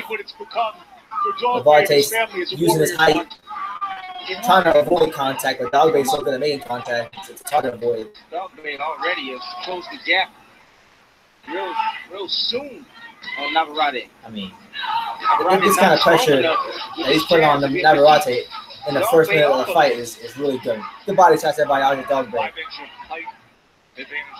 Very well schooled and fundamentally sound pressure fighter. These are pressure fighters who don't know how to throw punches properly. This guy is throwing punches properly. And they come from the right places. Dogboe actually leans forward. Isaac Dogboe with a double jab, cut that distance. Trying to compose himself on Navarrete. Navarete's got to fill him out here and figure out what's going to work for him and how he can use his height. Thus far, though, Dogboe is definitely winning around. To hold Dogboe at bay. Is Navarrete going to be another Mandia or is he going to be another? Ooh. Who's that? Man, it's so crazy. But it's some great body shots by Dogboe. Or who is that dude that lost suspense earlier this year? There's a pit bull. Damn. There's a freaking pit bull. Already going down to the This man's like a midget Mike Tyson. Ooh, like his build, the way he's built. Yeah, no, I get it, bro. Like, he's a big ass 100. Navarrete has 8 inches in reach. That's what you should use. That's crazy. This man, Navarrete, has 8 inches of reach, and he could have fooled me. To keep him off. Good job by Dogboe. The reach of somebody who is 6 Man, good movement. He's moving in and out of range perfectly. Does lean in though. He throws that jab. Man, all these body shots. So, Dogboe's leaning in, but he's disguising his attacks. God, he's during his attack or upstairs, downstairs. Isaac Dogboe. If you like pressure fighting and intelligence fighting, you should watch this fight right now. I'm a big fan of Oh, Emanuel Navarrete with a good right hand. There you go. That's what he's doing. More of that. You know, but the Dogboe's keeping his ground. Yeah, Dogboe. Kuma's Deceptions here. What's up, man? Actually, not in the corner against the ropes. He was hit with that right hand, pulling back. Navarrete's loading up some shots, but what it's doing is it's giving Isaac Dogboe a chance to reset, and he sees the shots come from a mile away. And look at the footwork. Look at the head movement by Dogboe. Very active first round as the challenger came back at the end. Dogboe round. Round one, decisively to Isaac Dogboe. What y'all think? Who won that round? Dogboe or Emanuel Navarrete? I give it to Dogboe. I mean, the dude is a fantastic pressure fighter, but he's a pressure fighter who can actually, have defense and jab his way to the inside. Like, he's got some good fundamentals to go with the pressure fighter. Because a lot of times you see pressure fighters and they get. Yeah, like Sean Porter, right? No disrespect to Sean Porter, but yeah. $20. Only Thrive And he has on the movement, holidays too. like this. Goes down to the body more. Top Rank Boxing on ESPN is brought to you by Tyco. I watched how my dad watched it. I was 11 days old. So many great Puerto Rican champions.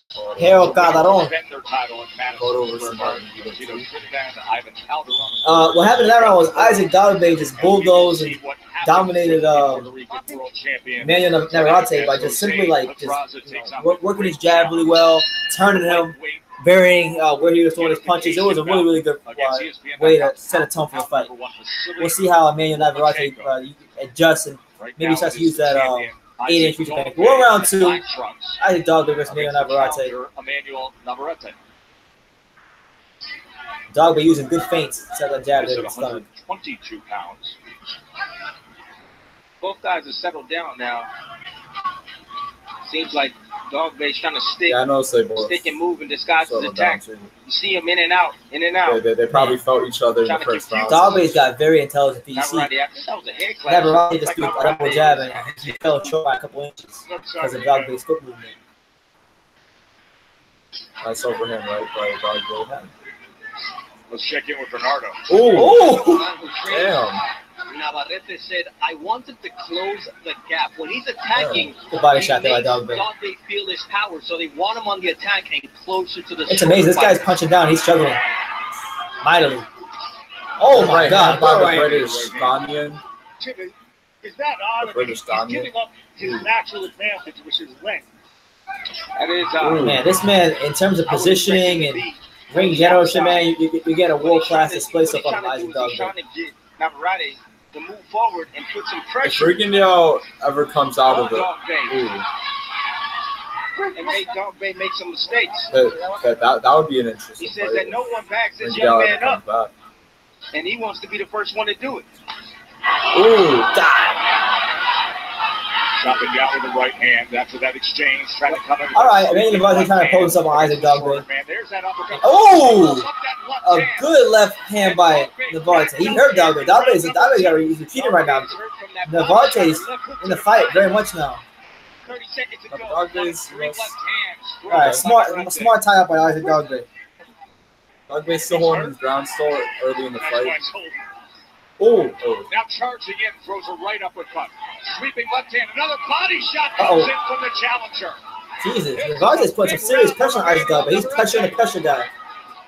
Continued pace. Man, he need to get out of there. Final minute of round 2. Oh. Good right hand behind that jab. Dogboe looking like he's saying, why can't he stop this train coming? Navarrete put that pressure on him right now. Listening to his trainer, and it's working. Man, he's pressuring the pressure guy. Navarrete is a guy through 129 power shots in the 11th round of his last fight. 10 seconds. 10 segundos. He has the champion retreating right now. Champions have to go back and regroup in the corner. Second round. He still survived so long. Man, I was 1-1 for sure. Great round from Emanuel Navarrete, but Isaac Dogboe has to go to his corner, go back to the drawing board, see what he's gonna do, man. Because Navarrete woke his ass up with that pressure he was putting on him. Boy's in trouble. What y'all think? Is that it's also full of things that remind you not to let them.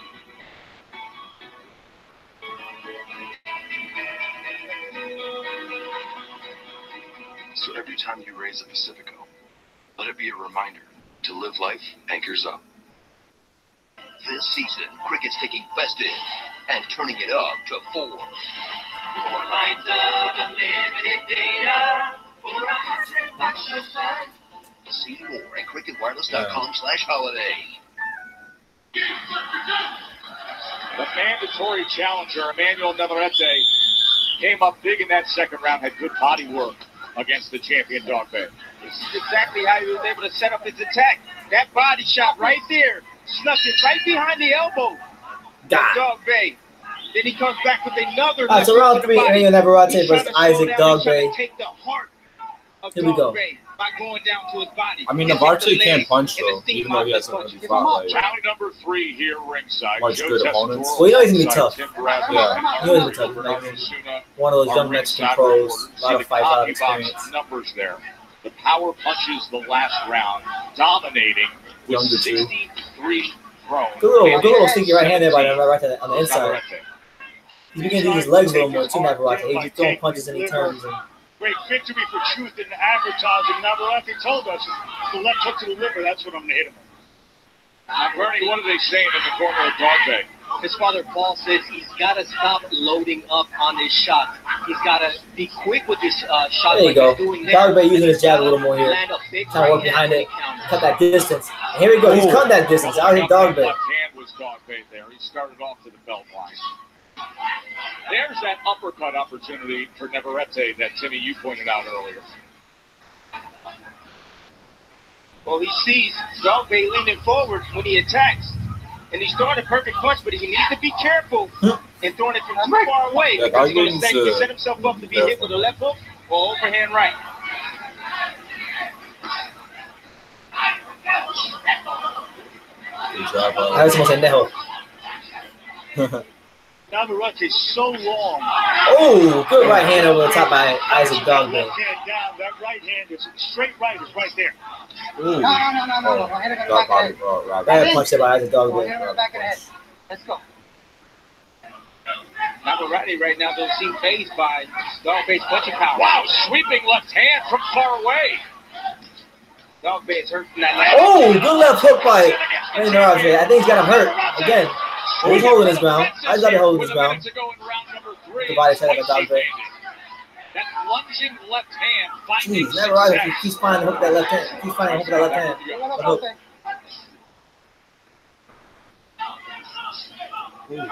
Just missed there. Dogboe's left hook. Navarrete's doing a really good job. Navarrete being used to speak a little more here, and he's finding ways to land. Keep punching the fight for him, which is the left hook. Of Dogboe to catch him with the left hook, the sleeping left hook, as Dogboe dropped his right hand, stepping back, trying to get away. This is a real test for Paul Dogboe, the father and trainer. What will you do tactically? What can you tell your son and your fighter? How do you adjust? How do you deal with what's happening here? This is an entertaining and challenging world title fight. Good round spot. I get him on the Emanuel Navarrete. I tell everyone to take the ancestry DNA test if you want to get the most details about your family history. My pie chart showed that I'm from all over Europe, but then it got super specific. Yeah, I get it to Navarrete. I learned my people came from a small region in Poland, and even a little bit of the history about why they might have migrated during that time. Those migration patterns are more than just lines on a map. Damn, that left hook can't miss. Dogboe is good. But he gets hit a bit too much for my liking. Dogboe got to stop his boner impression and get on the inside. That's what I'm. Well, yeah, he gets hit and then he's shaking his head. Adrian Broner. Block you. Nope. Like that's gonna happen. I see how. I see the door. Speaking of Adrian Broner, Adrian Broner will be will be taking his first step towards becoming the pound king of boxing on January 19th.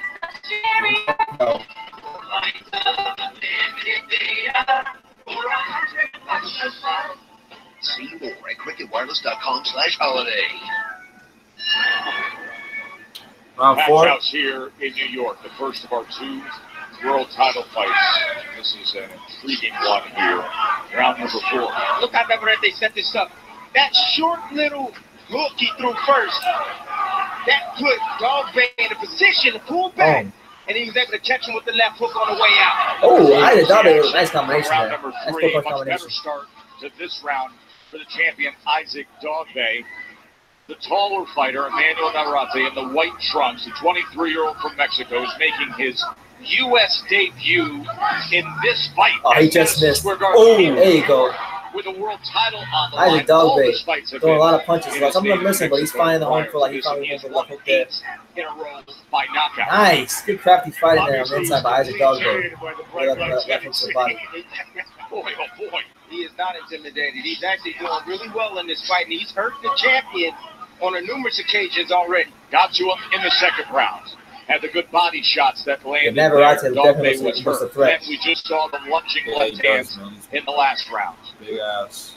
Dogboe's got a big and small talent is his belief in himself, his divine purpose. Remember, the first time we saw him, first round, gets knocked down by Jesse Magdalena, we figured he was done. And he was anything but. Got up off the canvas then. That was back in Philadelphia went on to score an 11th round knockout of Magdaleno and win the title. Then he came back with his first title defense in August in Arizona. Dogboe trying to smother his range. Knockout of Hidenori Otake. A little different tonight here. It was almost Teofimo. Navarrete, even though he's not as fast as Dogboe, he does a good job of getting to the right spots in the ring to land his punches. A guy like Dogboe is always trying to create contact. And he's always trying to smother you on the inside. He's not allowing that. He's using his height very well. He's using his footwork pretty well. And it's making him competitive every round so far. Surgically repairs right hand. I like what I'm seeing from Navarrete. He's switching. He's fighting on the outside, coming in the inside as well. He's winning that battle. He's fighting southpaw right now. And he's also throwing the punch, the right punches, the uppercut. Right now he's against rope, but the uppercut. Right there, Dogboe got to continue pressuring him right there. To catch the lead in Dogboe before he gets to where he wants to get. That's how loading up. Dogboe. What should Dogboe's corner be telling him? Oh, right now he's doing really well by coming behind his jab. Like the dad said, every now and then he'll rush in. He'll get clipped with either a straight right hand when he just rushes straight in without the jab, or he'll get hit with the uppercut. 10 seconds, 10 segundos. Keep him up, keep him up. Oh, no, that didn't happen. Dogboe. Yeah, I think Dogboe got that one. 2-2. 2-2. I got it. So far I got it 2 rounds apiece. What do y'all got? What do y'all having right now? Dogboe, man, Navarrete. We just concluded the 4 rounds. It's a pretty even fight. Let me know your scorecards thus far in the comments down below. Because it's Red Lobster's new All right, good Create stuff. Your Own Ultimate Feast event. Pick 4 of 10 favorites to create the ultimate feast you've been dreaming of. Will you choose creamy lobster mac and cheese, tender wild-caught snow crab, crispy jumbo coconut shrimp? Hey, we never said choosing was easy, just delicious. So hurry in to create your own ultimate feast before it's gone. And be the party hero. Get 10% off when you order Red Lobster to go, but only for a limited time. Here in New York, our WBO 122-pound world title fight. We work our way towards the showdown, the unification bout at 135 pounds with Vasyl Lomachenko, multi-division champ, won world titles. 2-2. He had that spectacular. Tall guy can throw that left hook all the time. Yeah, he's not. I don't know why he stopped throwing it. And now he'll be taking on Jose Pedraza. But I think it goes back to what I said in the 4th round. Like Isaac Dogboe, he's kind of smothering his range, so he can't really let that hook with any sort of effectiveness if he's not at a certain range. He's a tall guy. Dogboe being smart, he's trying to smother that range as much as possible and take that left hook away from him. Dogboe now is shooting the fight off the back, but he's using some movement right now, trying to draw in Navarrete and catch him with counters like that. Nice pop shot. Mark made the comment that a lot will now be put on Paul Dogboe, the father of Isaac, the world champion, as to how do they adjust? What do they say? Where does he take it from here? Bernardo, what can you tell us about that? You know, Paul told Isaac to jump on him. The kid is strong, so don't come straight forward. You got to bob and weave, move your head, but hit him. Right now, Navarrete is trying to fight Dogboe on the inside, and that's not really working out for him right now. Yeah, he's going to have to move. He can't stand this. He's putting pressure on a little, so we'll see, man. Pressure on Dogboe right now. Better than Navarrete. Right here as he continues to step to him. Southpaw for a moment. And there's a right hand from long range. These guys are moving so quickly. Behind it, though. But Tess, so when you pull straight back like that, oh, he got him again. Oh, got his ass. Sends him back again. He might. Navarrete might put Dogboe in the canvas, isn't he? It's a guy with long arms that's pressuring you.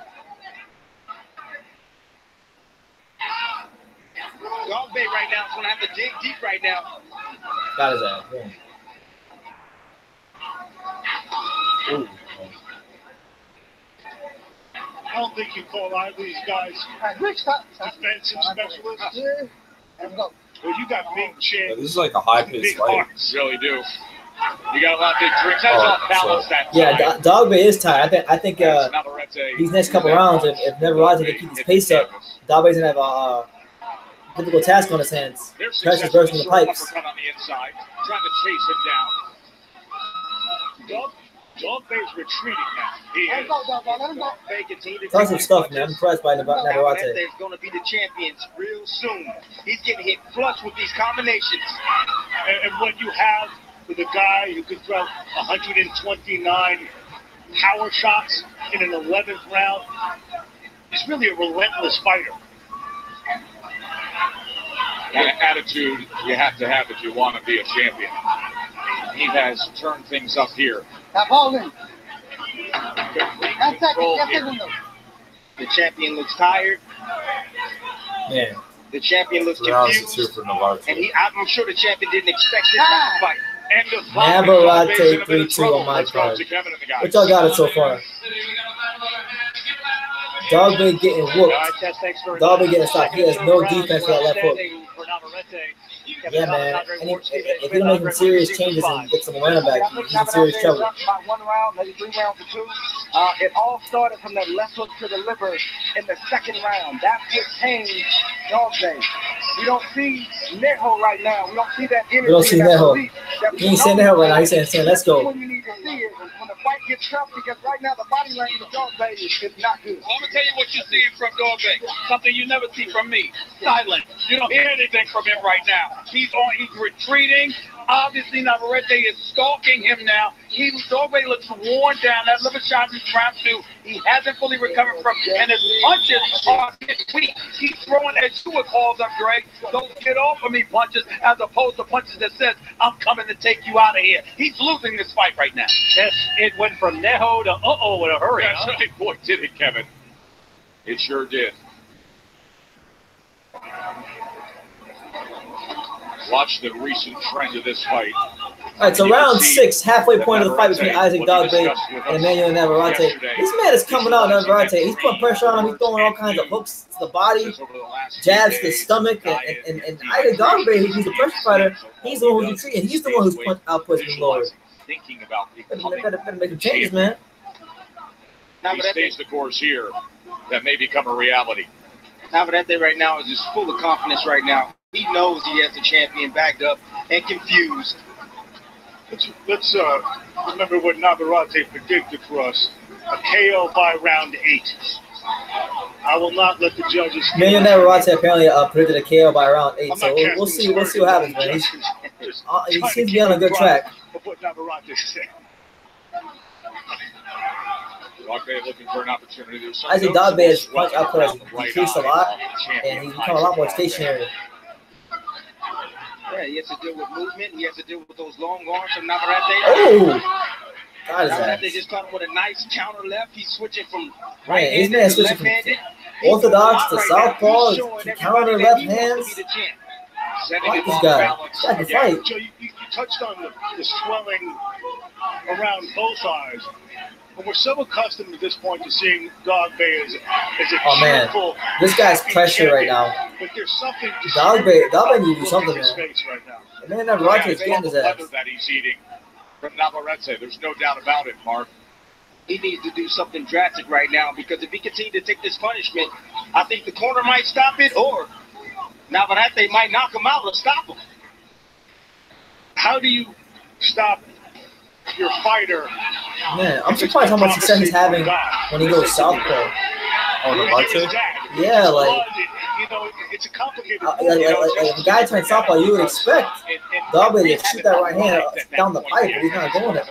But I think it's because this guy, he's switching so quickly, he's not getting time to It's think. not always applicable. Some of the common sense about. Oh! What an uppercut. Yeah. Yeah. Didn't really get all of it because he was kind of off balance. Lomachenko, for instance, has a distinctive training regimen, but there's nothing like Dogboe's. He spars with his dad, his uncles, his cousin. There's no precedent for how Dogboe learned the business.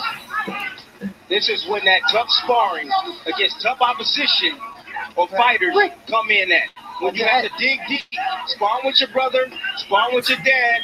That might have worked for a few fights, but it's not working right now. 10 seconds. 10 segundos. To be fair, I got a world title. Yeah, to be fair. To be fair, and he made a defensive bit. This guy, Navarrete, man, he's fighting his ass off. He was switching southpaw. He's just an orthodox. He's counter punching him. He's turning him. He's throwing body shots after he turns him. I mean, really, really high level points from Navarrete about the 6th round. I got a 4-2 for Navarrete.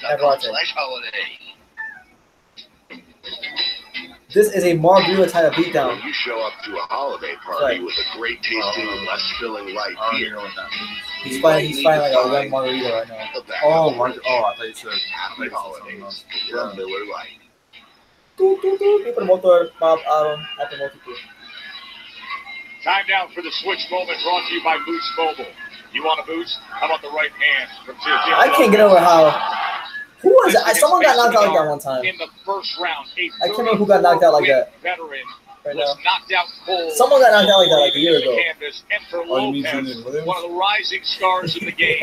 Now 11-0 with 9 knockouts. He says, I will be a champion in the course of the next year. Those are the current champions at 135 pounds. Obviously, the first two are fighting tonight. And Mikey Garcia is a chump. Is open, and Garcia has the showdown with Spence coming up in the spring. You're retired in Spence fight. Wants that IBF belt first. Round 7, Emanuel Navarrete versus Isaac Dogboe. Dogboe in big trouble. I got him down 4-2 on my scorecard, but I had a 4-2 for Navarrete as well. Again, he's a pressure fighter. That's when he maximizes his chance to win this fight and when he does his best. And Navarrete, to his credit, like he's boxing his toes, switching southpaw, giving him angles, controlling range, making him fight like a 5'2" midget. The kid is ready right now for a world championship. But I'm saying, I want to see him against a guy that can hit back. No. Navarrete right now showing his versatility, moving back. Some good body shots there by Isaac Dogboe. Takes the turn around here. Bernardo, what can you offer from the corner of Navarrete? Pedro Moran is extremely happy with what Navarrete is doing. He says, I see us winning this fight. He's got great conditioning still, but I want him to start working the body to wear down Dogboe. Good body shots there by Dogboe. Work on the inside. Hey, this is better round from him. Better round from Dogboe. Here in these middle rounds.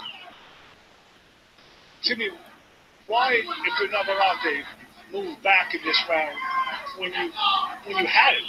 Well, he's exhausted from throwing all his punches from the previous rounds. That is true. So I think this is like a takeoff round right now, recovery round for him. He's trying to catch a second win. Hey, he's retreating. That's exactly what he's doing right now. I think Dogboe might go on a little he's run. Resting. He doesn't feel threatened by the champion. Championship fight, you don't rest. No, you're right. You take off seconds, maybe if you have to. You don't take off rounds, and that's what he's doing now. He's taking off this round, absolutely. Yeah, he's definitely taking off this round. No doubt about it. He's still looking for that uppercut. Dogboe leaning forward. He's paying for that mistake.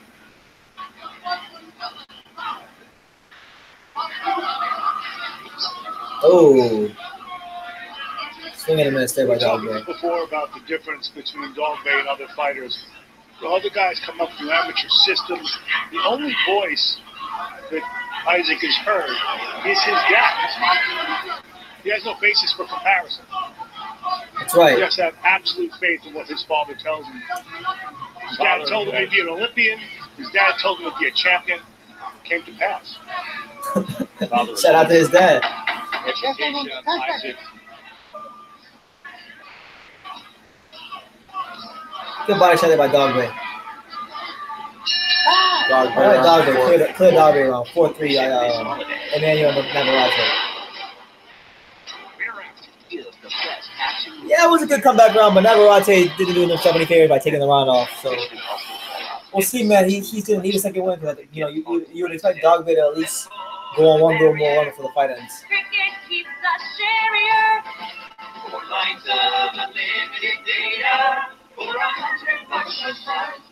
See more at cricketwireless.com/holiday.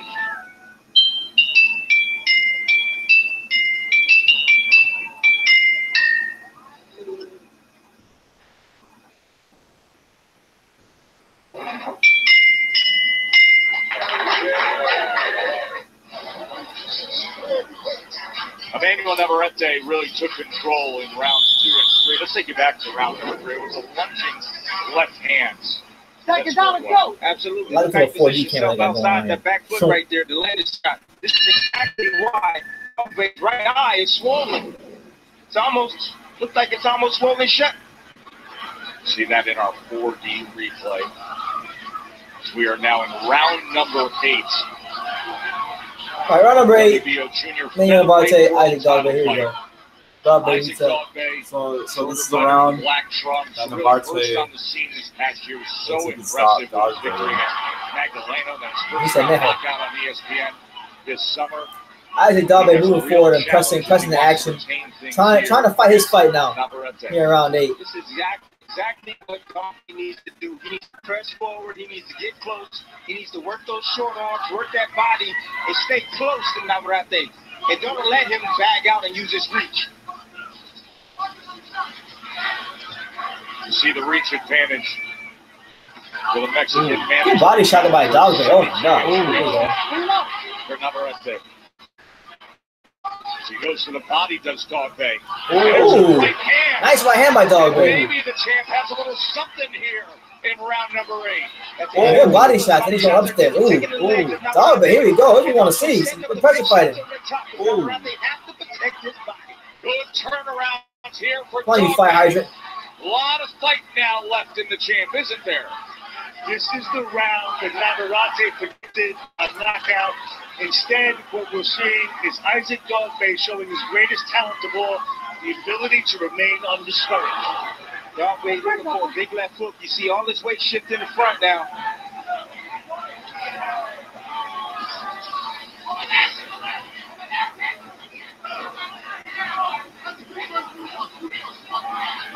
Dogboe now is leaning on his back foot. He's looking for an overhand right. He's trying to set something over the top of Navarrete. Navarrete very inaccurate this round. Being dominated by Isaac Dogboe. Good rally from him so far. See, one thing that Navarrete stopped doing was he stopped going to Dogboe's body. Stop jamming, too. He's tired. So Dogboe was tired. Now Navarrete's tired. And throwing punches. Why did body just missed with the overhand. You can do? So you take rounds off. You give your opponent life. Right now it's 4-4. And he had momentum. That's exactly what's happening right now. Thought he could get away with it there in round number 7. Dogboe got the breather, recharged, understood the circumstances that were in front of him, and now has rallied here. A convincing round number 8 for the world champion. 4-4, bro. 4-4. All right, 4-4. Navarrete is gassed. Yeah, I thought it was over for him too, man. But he was fighting.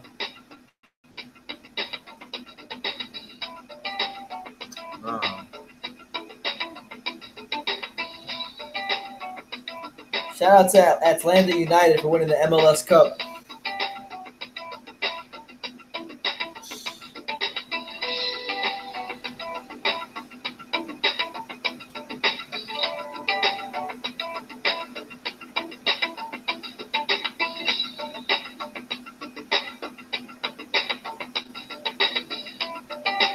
Let's see.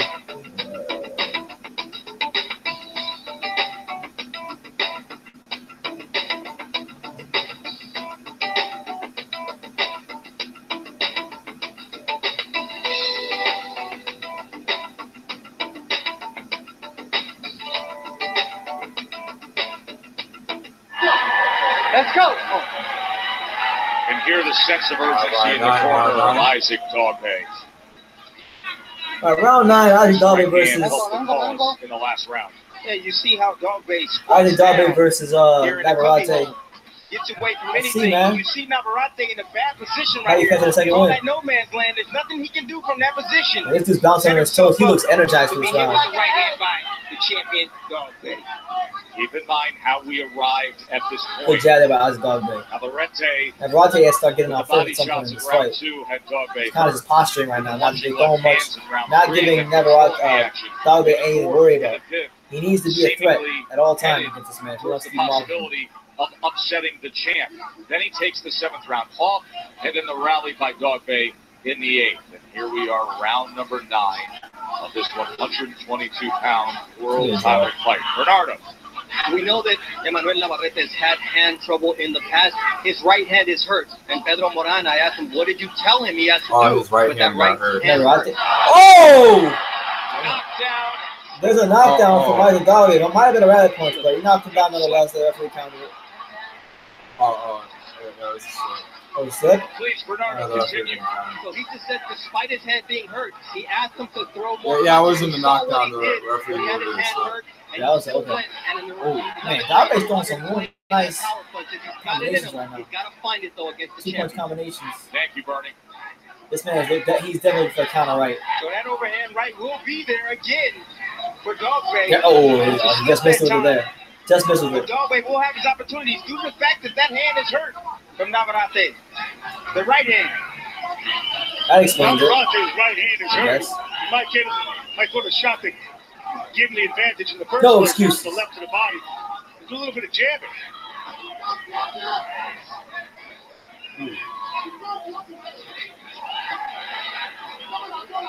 This is a good seesaw battle right now. Navarrete choosing to fight. Oh! Navarrete with some nice two punches that landed flush on Dogboe. Anytime Dogboe sits out there on the limb, no man's land, and don't do anything, doesn't move his head. Navarrete comes on strong with his combinations.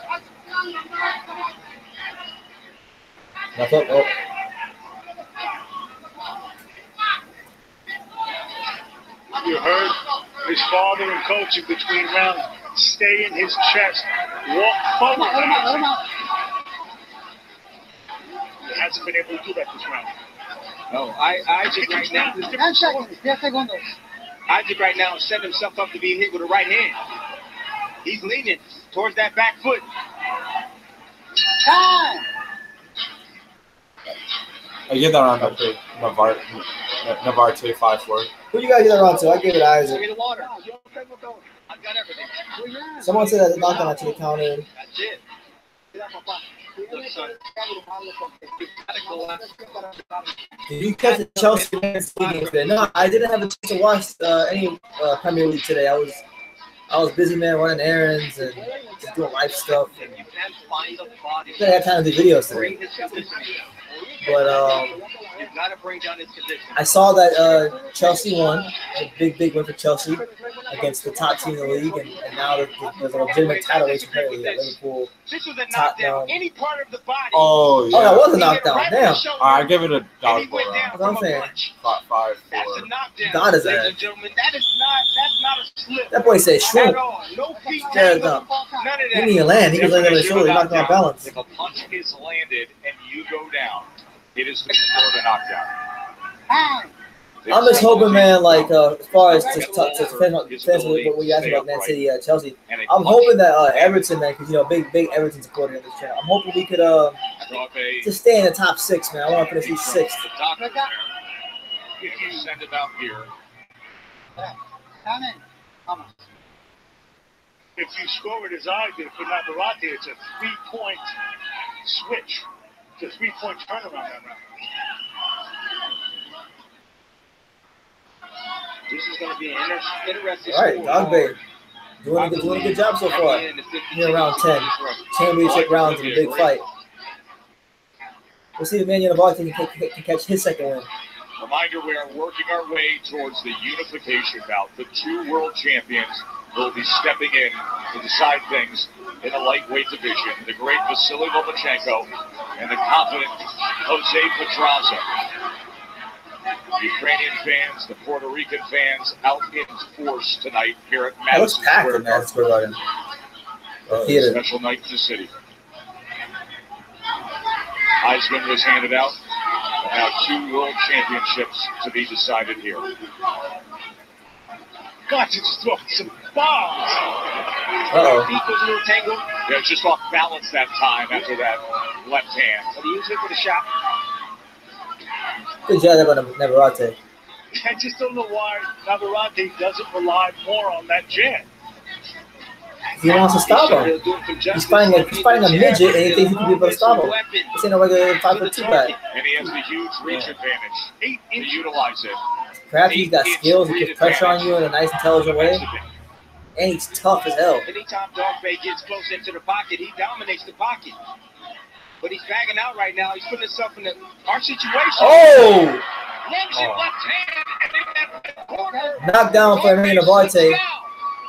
Right? That is one of the issues. I don't know. The referee Caught him with a lunging left hook. The referee didn't count it. But oh, the water. Yeah, it was water. Wow, he slipped on some water. Are you serious? Wow, this man got knocked down for some water. It was a good shot, too. What goes around comes around. Slip one way, slip the other, sure. Yeah. That shot landed a lot more cleanly than Dogboe's. Agreed. Yes, it did, but there's water in that corner, and you want to stay out of it. Good right handed by Ice Dogboe. In the red-blue corners, backing yourself up while your opponent is going on an offensive surge and coming after you. And I see a big uppercut for Navarrete. There's an opportunity for it right there. Oh, my God. Navarrete. Put hands in that boy. With the pressure and the combinations, catching Dogboe on the way out with these combinations. And you pointed it out earlier. Now what? The challenger having a Navarrete. He wants all this one. He wants the title. 5-5, man. What a great fight. I got a feeling it's gonna be a draw. When you show up to a holiday party with a great tasting, less filling light beer, I'm so tired. you might need to find a backup fridge. Happy holidays from Miller Lite. This season, cricket's taking festive and turning it up to 4. 4 nights of unlimited data for $100 See more at cricketwireless.com/holiday. That is Paul Dogboe, the father and trainer of the world champion, Isaac. When you stay in and you do the body shot, come over the top, and move to the side. Then you establish the jab.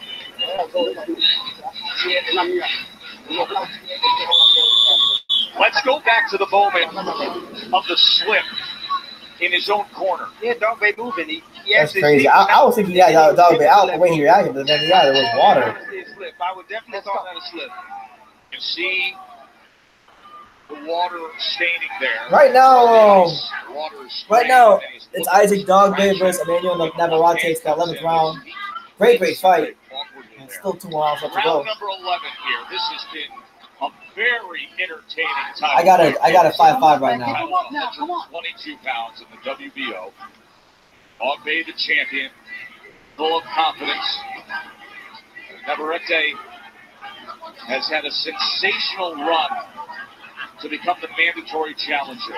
Right. He's 25-1. He lost very early on in his career. His only defeat as a pro happened when he was 17 years old. Damn. Navarrete can land the right hand. Leader, look at the left hand of Dogboe. It's down. Plus, he's leaning on his back foot. He's making me in trouble soon. Boy, he's got that confident step, too. As if he knows that it's within range of becoming a new world champion. He smells it, Tess. He does. Both these guys having to dig down deep. One from a head injury. They're taking vicious body shots. Navarrete in the champion right now. Eyes half closed. Taking a beating right now. He really is. Swelling around the eyes is really significant as Navarrete continues on the attack. In fact, that left eye has worsened just in this round alone on the champ.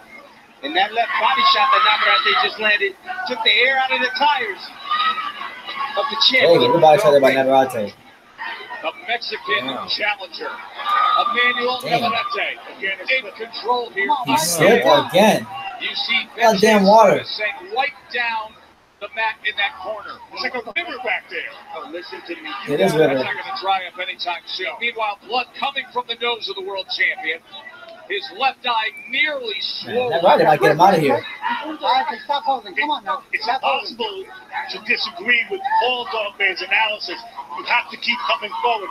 When Dogboe moves backward, he's losing. It's that simple. He just ate another combination to the head. The champ is in serious trouble here. An uppercut lands from Navarrete. 4-punch combination. Good body shots. Finish with a left to the body. Dogboe backed up.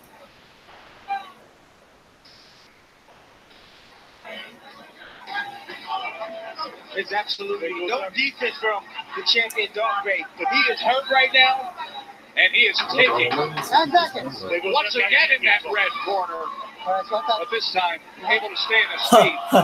Yeah. Sometimes there are survival tactics.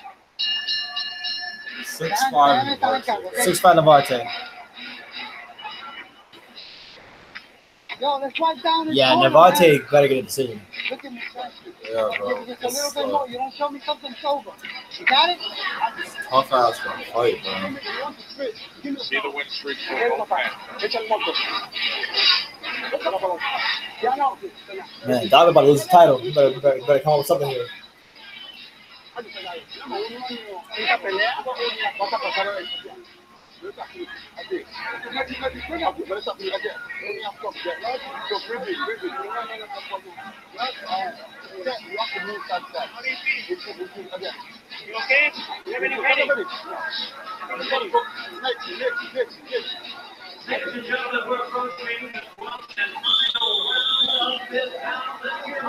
The world champion looks like a beaten man.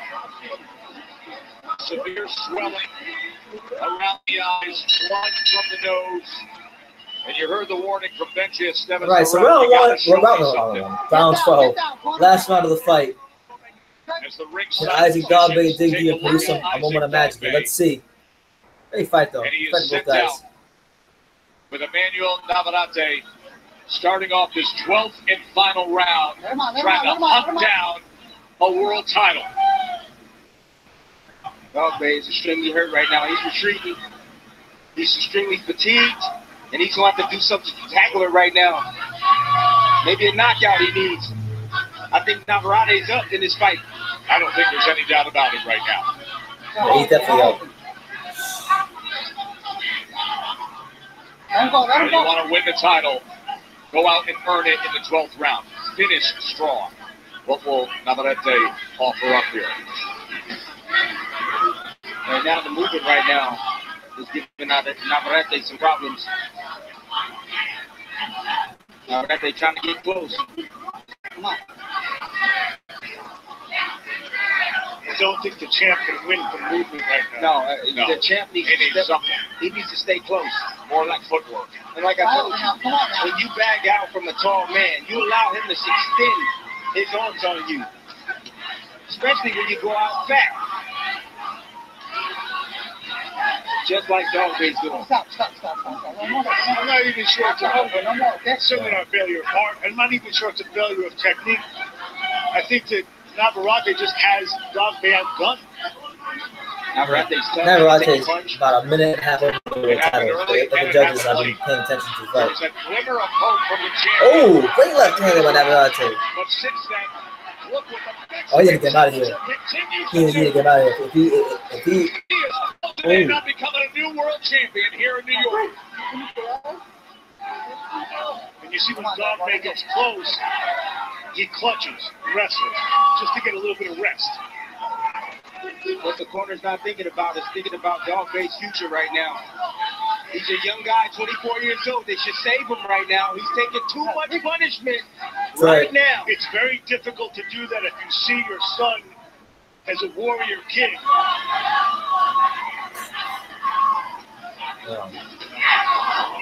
No. Desperate right hand there, but look at his body language and look at that left eye as blood streams down the face of Isaac Dogboe.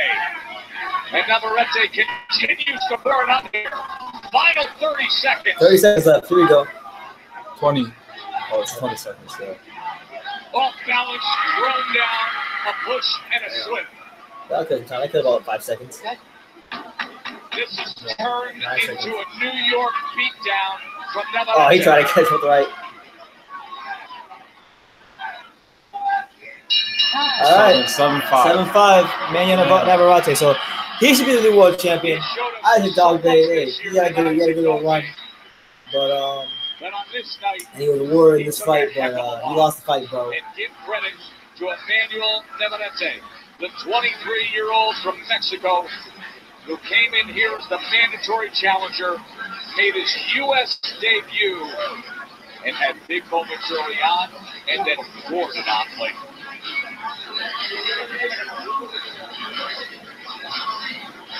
All right, guys, let's go back through this 122-pound world title fight. Here it is. Navarrete attacking, coming forward, lands a right hand right there, while Dogboe's out of position. And he continues to pour it on with these left hooks. Navarrete smelling blood right now, backing up the champion. Big left hook right here. So we saw the body work. Bro, I'm shocked, man. Man. In the third round here, it was the what do you think of that fight, Alex? Dogboe would try to will his way back in. Remember, there was I actually think it's a fight of the caliber fight. For Dogboe, but in the end, he just kept coming forward. Navarrete. It had ebbs and flows and ebbs and flows. Ended with Navarrete. Cowboy. Congratulations. Thanks for being here tonight. You see it on the faces of foreigners of Isaac Dogboe. This guy who means so much to his native country. Ghanaian representative in the 2012 Olympics. Pauses for prayer. Let's look at the tally from CompuBox, the way they saw it through 12 rounds. Anyway, let me get these comments, man. I'm not talking, guys. I've had a really long day today.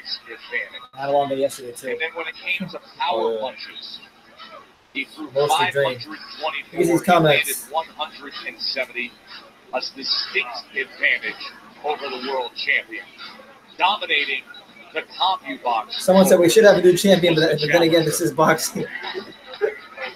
I heard that. Dogboe is a guy who usually outguns his opponents by greater than 2-1. I mean, yeah. This can go as far as that. His brother. Hey, do you remember when Tyson Fury and Deontay Wilder were face to face? When Frank Warren was there, and I think Fury touched Wilder, and Wilder went all crazy, and then I think Frank Warren touched someone, and then Marcellus Wilder, his brother, he looked at Frank Warren, hey yo, don't touch my brother. You see that? He's threatening old ass Frank Warren. I don't know. I didn't talk about that just now. What do you guys think? For the people, for the 37 of you that were in here right now, what did you think? Like, was this did Navarrete win this fight? I think most of them will agree that Navarrete won this fight. Or did some of you guys have Friday Dogboe? Let me know in the comments down below. Hit the subscribe button. I know right now I'm not saying much, but I'm getting through it. Long day, man. I'm so tired. Let's find out if we have a new champ by way of the classy Jimmy Lennon Jr. Let's hear it. Let's hear it. Let's hear it, man. Ladies and gentlemen, after 12 rounds of action, we have a unanimous decision. Okay. Here are the score totals. Judge at ringside, Alan Ney scores about 115 to 113. Judges Anthony Paolillo and Don Ackerman both scored about 116 to 112. All three in favor of the winner. And the new there you go. You know what? Let's take a minute to rejoice because it doesn't happen in boxing a lot. The right guy won. The right guy won. Hey, big shout out to man Navarrete taking that title off of Isaac Dogboe, man. New champion. Another Mexican champion. Fantastic fighter. Got nothing but respect for him. Dogboe, you know, he's still going to be around the division. I wouldn't mind seeing him rematch at some point. It would be a good fight. Dogboe should take some time out and get some hydrated. He was dealing with making weight, so he would stay awake, visualizing his Damn, Dogboe's hype train was a short ride. It was a short ride. We didn't get to 2019. I was literally planning a video saying he should fight Nayo the Monster Anoye. I ain't gonna make that video no more. Here's Bernardo. Emanuel Navarrete. Someone said, why am I so happy? Because boxing got it right and it seldom ever happens. You dreamed of hearing those words, Emanuel, and new champion. What does it mean for you to make this happen? Pues antes que nada yo agradezco a toda la gente que está aquí apoyándonos En segundo lugar, a mi oponente, que fue Dogboe, que me dio la oportunidad, y a la OMB, por supuesto, ¿no? Y la verdad, este campeonato para mí representa todos los días que estuve en el gimnasio entrenando, todos los días de sacrificio, todo lo que sacrificamos para llegar a las condiciones para aguantar. At times, but hey, you know, when you get fights like this and the right guy wins in a close fight, rejoice. Rejoice, smile, be happy. You're on the school too, man. This is American days that I was away from my family, everything that I sacrificed to be here tonight. But I've got to give a lot of credit and thanks to Isaac Dogboe because I knew it would be a tough fight and I'd have to be at my best to be able to come away with a win. Tu esquina me dijo que te lastimaste la mano temprano en la pelea. ¿Cómo pudiste superar a Isaac Dogboe que venía con todo? Your corner told me that you hurt your hand early on. How were you able to go through and come away as a champion tonight against tough Isaac Dogboe? Sí, la verdad es que sufrimos como una pequeña lesión en la mano derecha. A pesar de eso, traíamos las ganas de ser campeón y no había más. Teníamos que pelear la pelea a base de esfuerzo, de corazón, ya no de físicamente, sino espiritualmente, a base de garra. Y mira, gracias a Dios se logró el objetivo, ¿no? I know, I hurt my hand early on in about round 2. My right hand was hurting, but at that point, it was not about boxing anymore. It was about my heart. It was about believing in God and going through and finding a way to come away with a victory tonight because I came to this ring to be a champion. And now, Isaac, you came in here as a champion. You've had a great year. First off, your feelings, but more importantly, what kept you up? Because more than one man would have fallen down and stayed down, and you didn't. All I've got to say, no. That's right. No. You know, in all things, I give the first place to the Almighty God that protected both of us in the ring. There you go. You know, it was a great fight. Damn. Emanuel Navarrete, he fought like a true Mexican. He fought a great fight.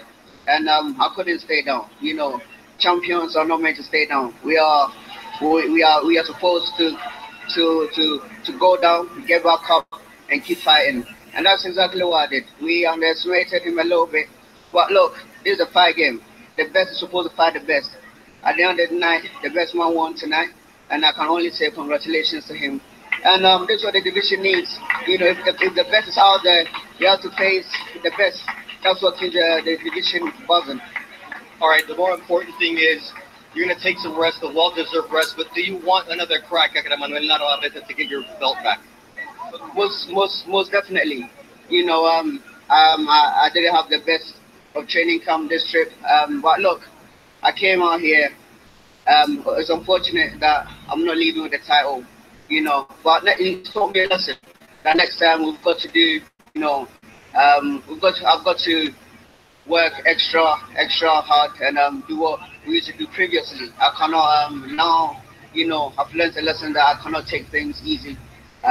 We've got to work as hard as we were and keep maintaining the hunger that we had before we captured the title.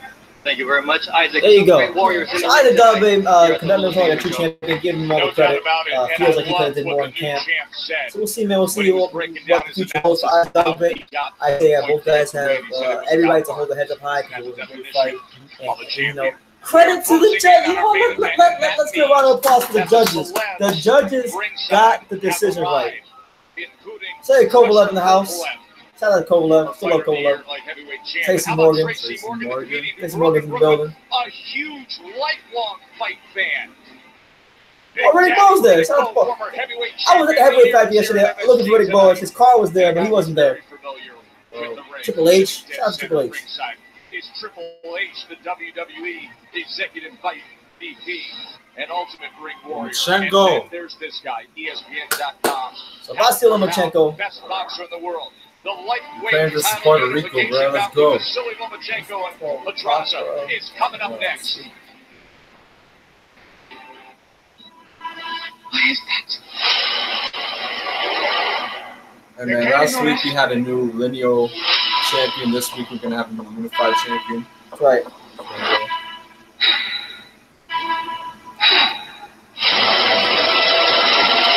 The future. Man controls this, controls the world. I genuinely do this. I have to see it. It says Vasyl Lomachenko Pedraza. The fight that starts, I might as well just tough it out.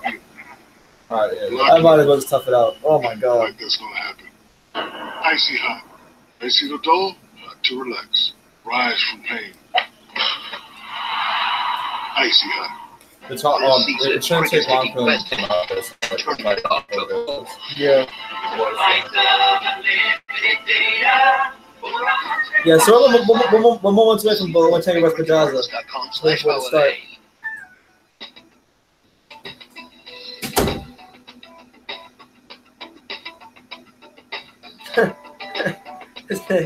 This man sounds like Manny Blackie out right now.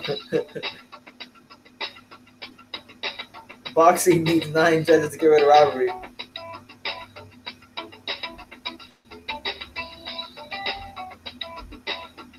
No other sport does that. That's the problem with boxing is like, and you know, when you have these like sanctioned body conventions like the WBC convention or the WBO convention, you know, literally, what those conventions are for is for these promoters to kiss the behinds of the sanctioning body to try to get the fighters up in the rankings. It's not based. A lot of times, it's not really based on the merit of what the fighter's actually done in the ring. That's why, if you look at the 4 sanctioning bodies, you're bound to see one guy ranked only in one sanctioning body, but he's not ranked in the other 3, and that's just because his promoter is cool with whatever organization he's ranked in. You know, that's how it works. It's Speed Week on ESPN as we continue Jim Galvano's fight against cancer.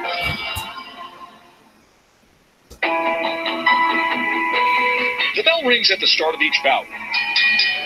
It also stops a fight. And he scores the knockdown with an uppercut and crowns a winner. So what you go? Anybody here think that This bell can be heard echoing in the halls what's his of name? hospitals all around the world. Pedraza's gonna win? This bell tells everyone that someone has won a fight against cancer. It's just like the ringside bell telling the world that a fighter is going to have their arm raised. I talked to my promoter, Al Heyman.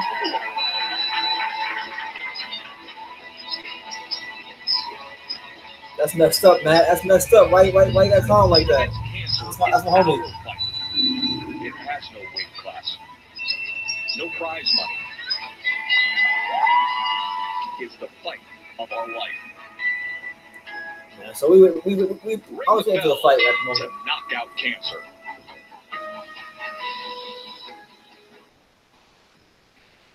Here's Bob Arum, the Hall of Fame promoter, 87 years old today. Happy birthday to Bob, the guy who delivered the world Muhammad Ali, former promoting Duran. And by the way, happy birthday to Bob Arum. Now, we're proud to announce 87 years old today. Top-ranked boxing are making liver spots and all. Donation to the V Foundation for Cancer Research. Alive and kicking. Foundation's 25th anniversary. If you would like to join the fight against cancer, please visit v.org/donate. Also sitting ringside, speaking of fighters, Holly Rowe, great fighter against cancer in recent years, an inspiration to so many, and one of the best reporters our business has ever known.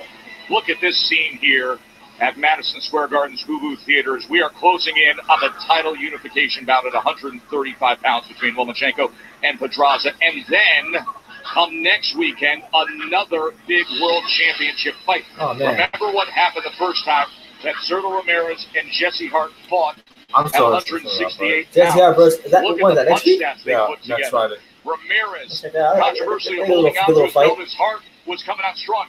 Now the rematch, Philly's top contender, Jesse Hart. He knows it's a chance for history. Zerto Ramirez, close fight, but unanimous. Still, you think you can beat him in a rematch? Why? Because I think that's the best he has to offer. Yeah, it's about to start. It wasn't the best you had. No, I think I can exceed that level. I learned that I had to hurt him with Johnny. It was always a question mark. When he got to face adversity, when the chips is down, how can he prevail in the actual fight? I was down in second round. A good shot by Ramirez. He got the best of that exchange. Jesse Hart's going to struggle to get up. Man, I hope Jesse Hart wins that fight. I like Jesse Hart. I got up, I kept fighting, I kept hard, and I proved to the doubters that I am a real fighter. Yeah, the first fight was like close as hell. I can show the people my greatness. I feel like the part didn't get dropped. He probably would have like the best out of me. And that will cause me to be a great Philadelphia fighter, and that will cause me at the same time to be a world champion And I believe he's the only guy that can do it. So, folks, Zurdo Ramirez against Jesse Gilberto Hart World Ramirez. Championship rematch. That is coming your way this coming Friday. Ramirez versus Hart 2 is the most pointless rematch right behind Wilder Laverne 2. I was at Wilder Laverne 2. That shit was lit. I don't care what you say. No, I actually did. This rematch does have a point. You are a boxing fan. You have First to fight was have close. ESPN Jesse Hart Plus. worked back You up. get all the live fights and the re-airs, top-ranked undercards throughout. So far before we come on the air for ESPN, we're already up and going on ESPN Plus. You get the weigh-ins, the post-fight interviews, the press conferences, all the original programming on ESPN Plus. It is unmatched with the Big Fights library and the entire top. Yeah, so we're just waiting, man. So you go back in time to all those great fights. Let me know what you guys in the comments down below just about the fights tonight. Any observations? Kell Brook fight earlier. The ultimate for a fight fan. Hey, it was a fun week in New York City for Vasyl Lomachenko, including a visit to Marvel. Shout out to him. Living the dream. He's been a superhero in boxing. But can this superhero now overcome the shoulder injury that required surgery? He's back from that long layoff. The title fight's coming up.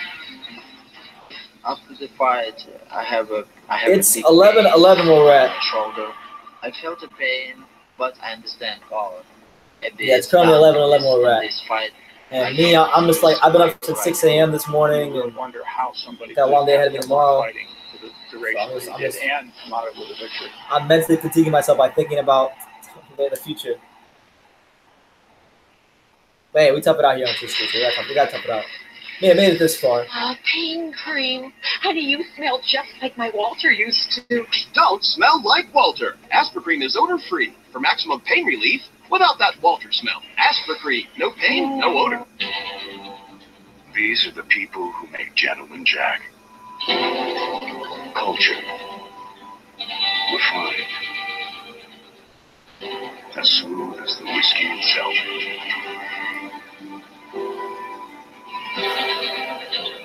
Just kidding. They're the same folks who make Old Number 7. They simply take the time to mellow it twice. Gentleman Jack. Extra smooth. From the makers of Jack Daniels. The more the merrier. Cricket keeps the terrier. In the UK, I'm assuming it's probably like what, 3 o'clock? 3, 4 o'clock? See more at cricketwireless.com/holiday.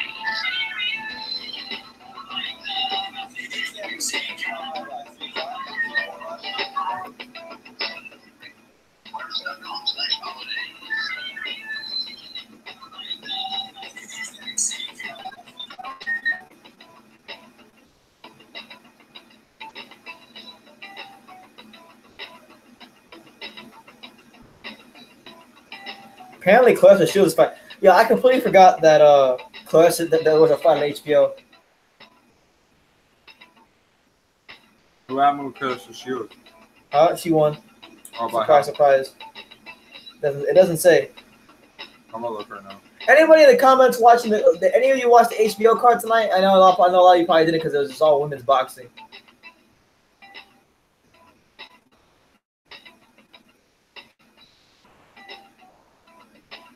Unanimous decision. Of course. Clash of Shields can't stop nobody, but that's most women's fighters. Only ones fighters, I'm telling you, the only ones fighters that are like box office must-see TV every time they fight is like Lisa Estrada, Amanda Serrano. And that's probably it. Pedraza set to take on WBA belt. My opinion, though. Vasyl Lomachenko, who's coming off a shoulder injury. Will he be the same fighter we're used to seeing, the one who takes opponents' titles? You're right, man. I might just do that. And I don't even smoke. But you know, hey, if this don't work out, I'm going back to selling drugs. Damn, bro. I was joking. I was joking.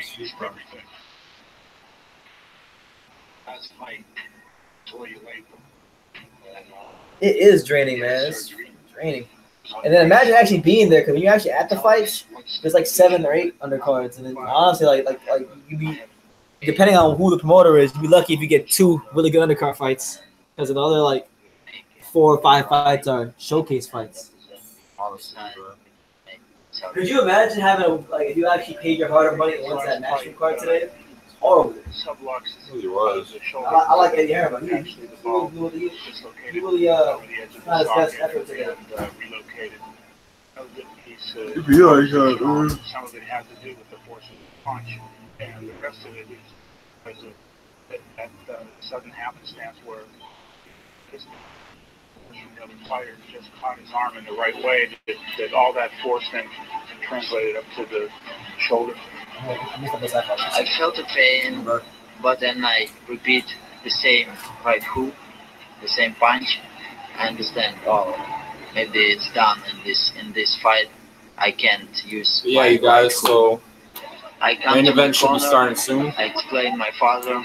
Not honestly taking forever, but it is what it is. So another Emanuel on the side for this fight. Lomachenko versus I was Pedraza. ready mentally. I'm gonna read your comments right now. For this situation, my ego. You know, ask me any questions. Ask me any questions. I don't like. I'm willing to answer anything. You know, you want me to answer. Watching full cards is draining. Oh yeah. Yeah, honestly, man, honestly. It's painful enough that you'd be reluctant to yeah, like watching like, but like Brennan said, like watching like a card like with showcase fights is like very draining.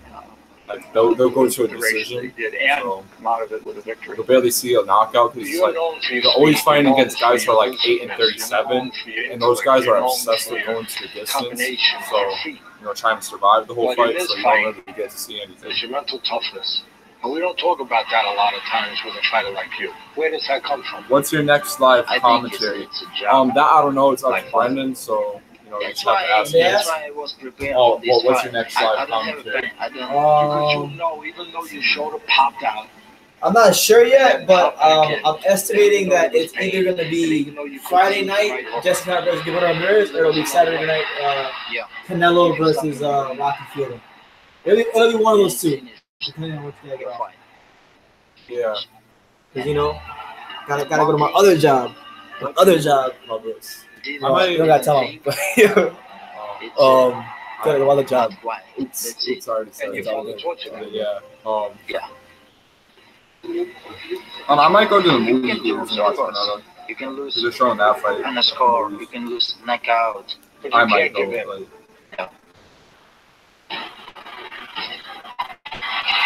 Yeah. So hopefully, if I had my choice, I hope it's the Canelo card. Oh, wait a second.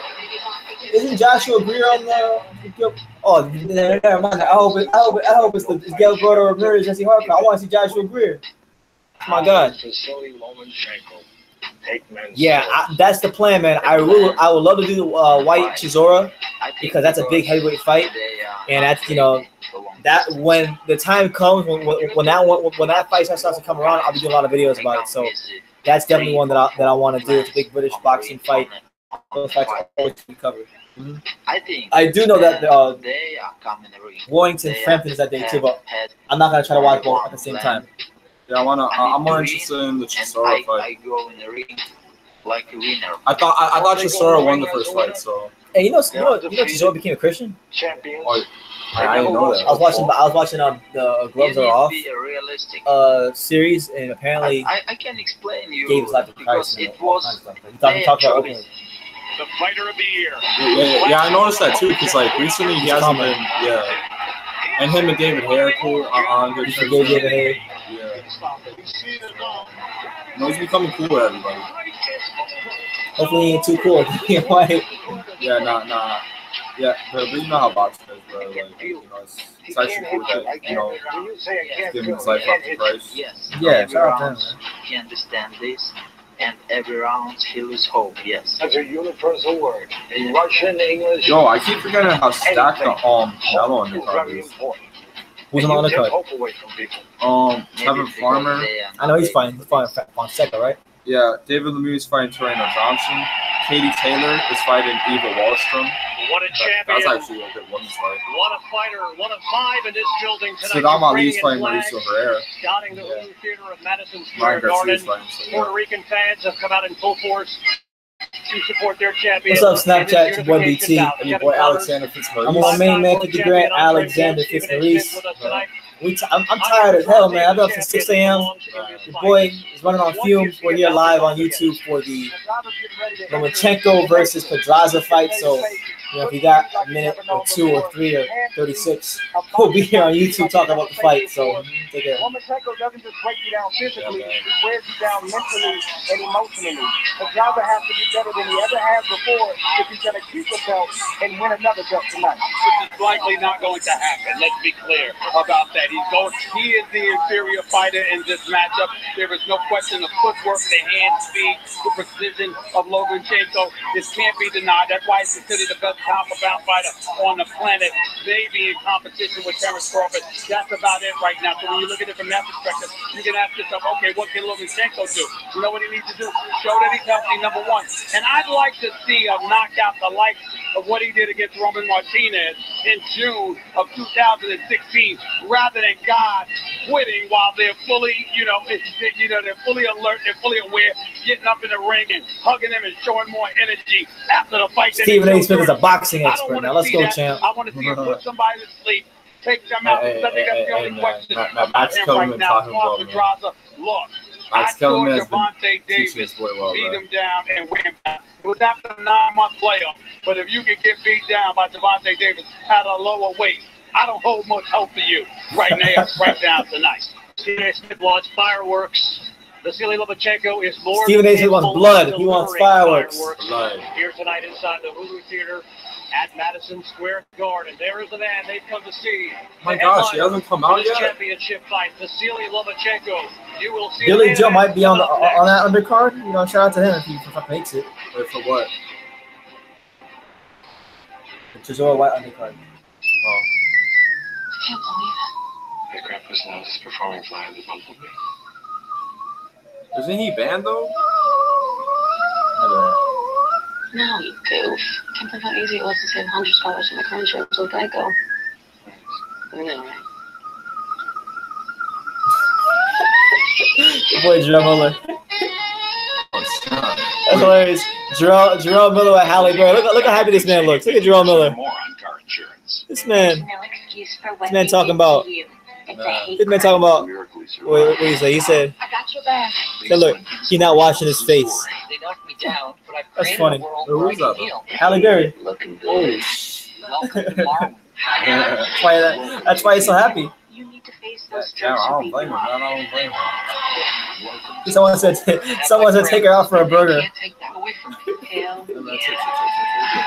That's funny. Rated PG-13.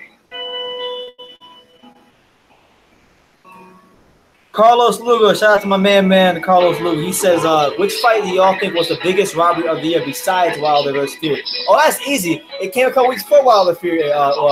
Israel Gonzalez versus Kelly Fai. That was pretty bad. Maris Breedis versus Nolan McCallion. Those probably the two. So every time you raise That was another one. let it be a reminder to live. Oh, Jesse Vargas versus Broner. I mean, One more. It was bad. It was, it was not horrible. 7-0, he says, I've got a bad feeling for Loma's shoulder. It's a 3 to 4 months too early. I'm not. It's not worth it. So you got, that is an issue, man, because the shoulders are a very important part of boxing, and he's gonna need to make sure that he's doing what he got to do. He may not be fully recovered, like he might hurt his shoulder with the first punch he throws. I mean, he's really sparring and stuff, throwing punches. It's different What's the name of this head? I've seen guys that in the gym. They're great in the gym. I like them. I look that good. This looks exactly like my car. I'm under the lights This is my car. There's Jimmy's car seat. I'm a little confused. Come on, look at this. Are those weather check floor lamps? You got them for the front and the back? This is perfect. WeatherTech is the perfect gift for vehicle lovers everywhere. With floor liners, cargo liners, and a full line of automotive protection products to help you and your vehicle look its best. Order today WeatherTech.com. Merry Christmas and Happy Holidays. Rated good.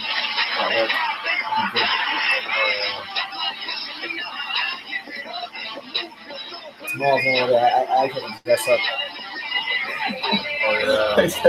Cross pool available now. Guy usually looks to do damage in tight spaces, and man, he just got do damage.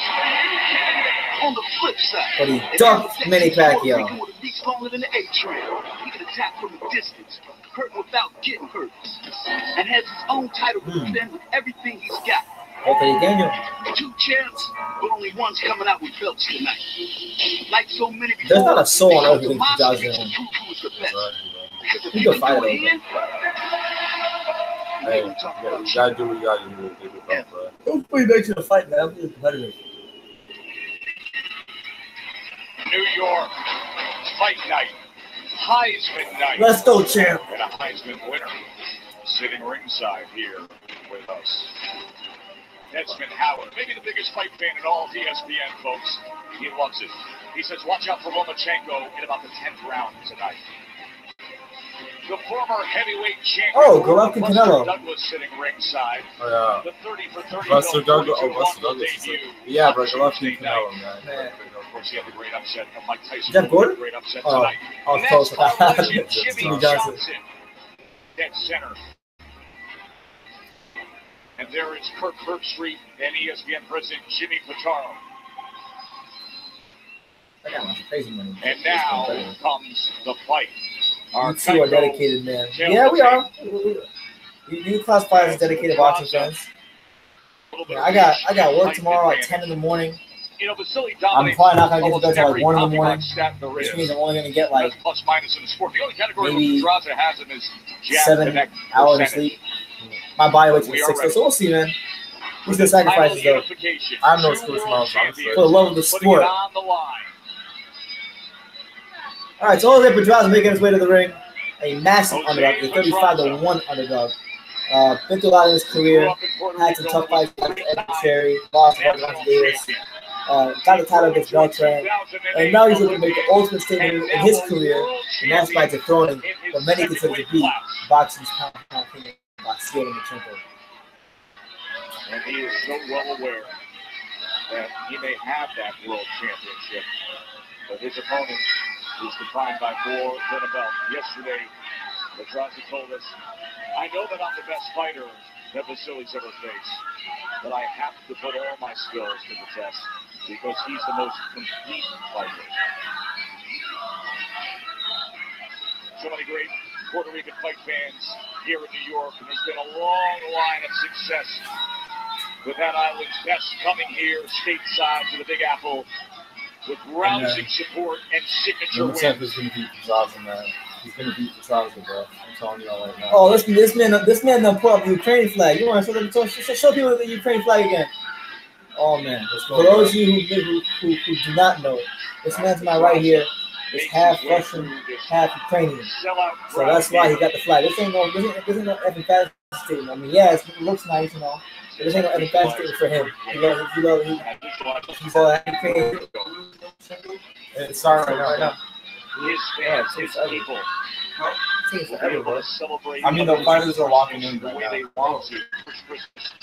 But they can really celebrate. You watch it? After what he says, everything that they had to endure and go through after the hurricane.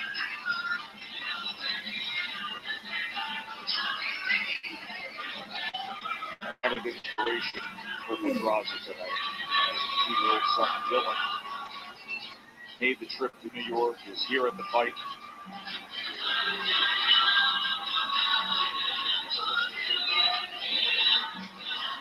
See that section he's walking through. Jesus, where the hell are you walking from? A sea of blue and gold, many Ukrainian fans right there lining Pedraza.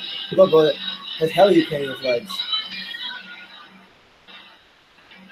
That demeanor, that disposition you see out of Pedraza, that has been present throughout the entire promotion to this title unification bout. It was not a weigh-in nor a stare-down overflowing in emotion or bravado or trash talk. These are veteran pros at the top their game. With great respect for each other. So a little hero for this funneling in right now. Jorge Pedraza is a couple of steps away from finally being in the ring. Vasyl Lomachenko. As the WBO lightweight champion, all right, has WBO lightweight champion in the ring. Pedraza. Looking to shock the world tonight. That's what I'm saying, Overhand. It's freaking taking forever, bro. Like, I swear to God. How the hell is Bob Arum, like, he's 87. How the hell he stay up so long? Pedraza steps up solo to a laser light show. Spotlight. Hey, they got a laser light show on the ring? I don't even damn about a laser light show. Just out there and fight. How about that? Cage him in. A wall of lasers.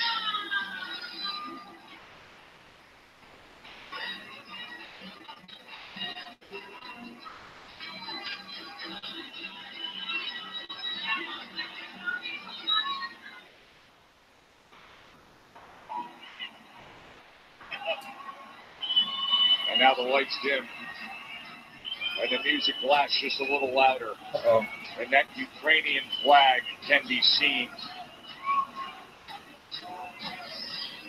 So boxing's one of boxing's premier talents is on his way to the ring. And he comes in the form of Vasyl Lomachenko. Athleticism, so angular and dynamic. These like these Madison Square Garden theater entrances are like WWE entrances. They come from the freaking stands.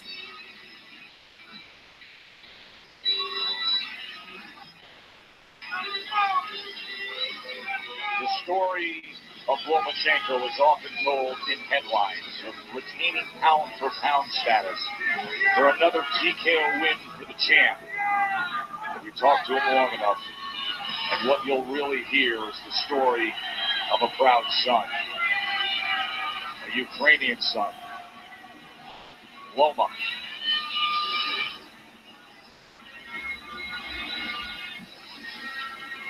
I want to see you come out already, bro. Bro, what the hell? He's still...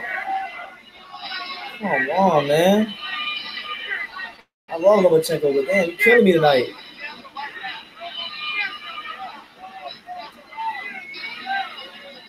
So for those of you who don't know, Egis Klimas, Lomachenko, and the Madison Square Garden security are taking forever to get this ring walk started. 11:32 p.m. here in America, just for those of you who don't know, on the East Coast.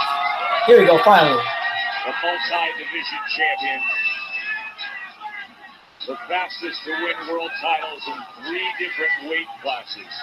Puerto Rican flags everywhere, Ukrainian flags everywhere. As he sprints out in front hopefully it's competitive of fight. his team. A quickened pace and a big smile for the WBA lightweight champion of the world.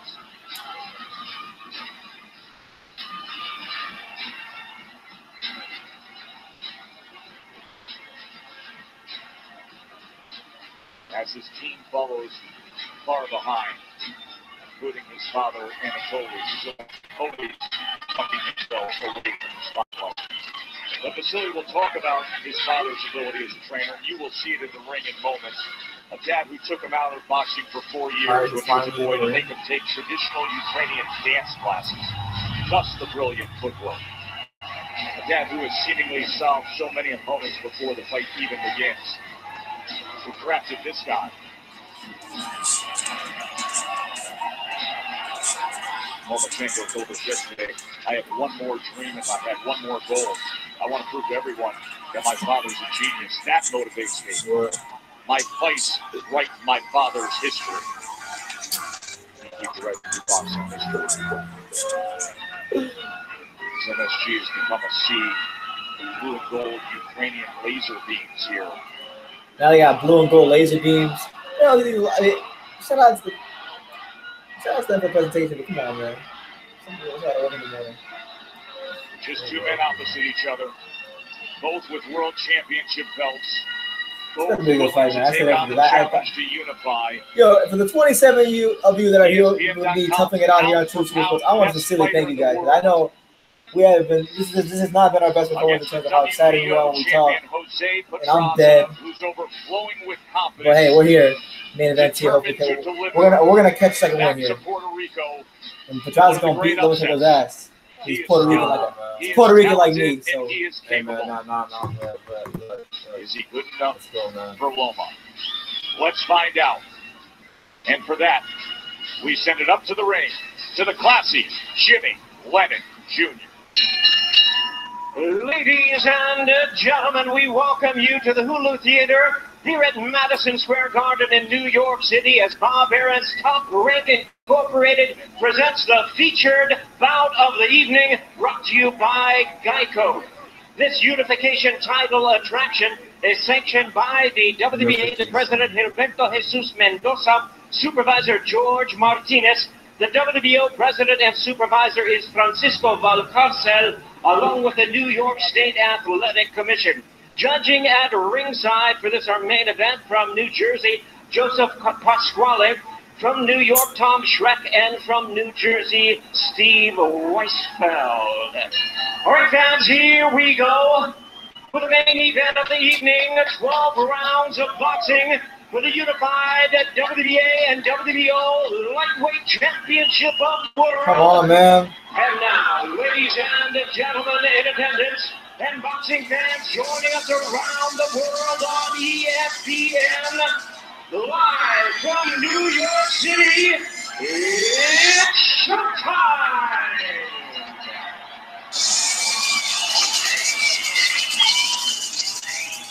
Introducing you first on my right, the WBO World Champion fighting out of the blue corner. Wearing black trunks with gold trim and hailing from Sidra, Puerto Rico, he weighed in at 134.2 pounds. With a record of 25 wins and 1 loss, he has 12 wins coming by way of knockout.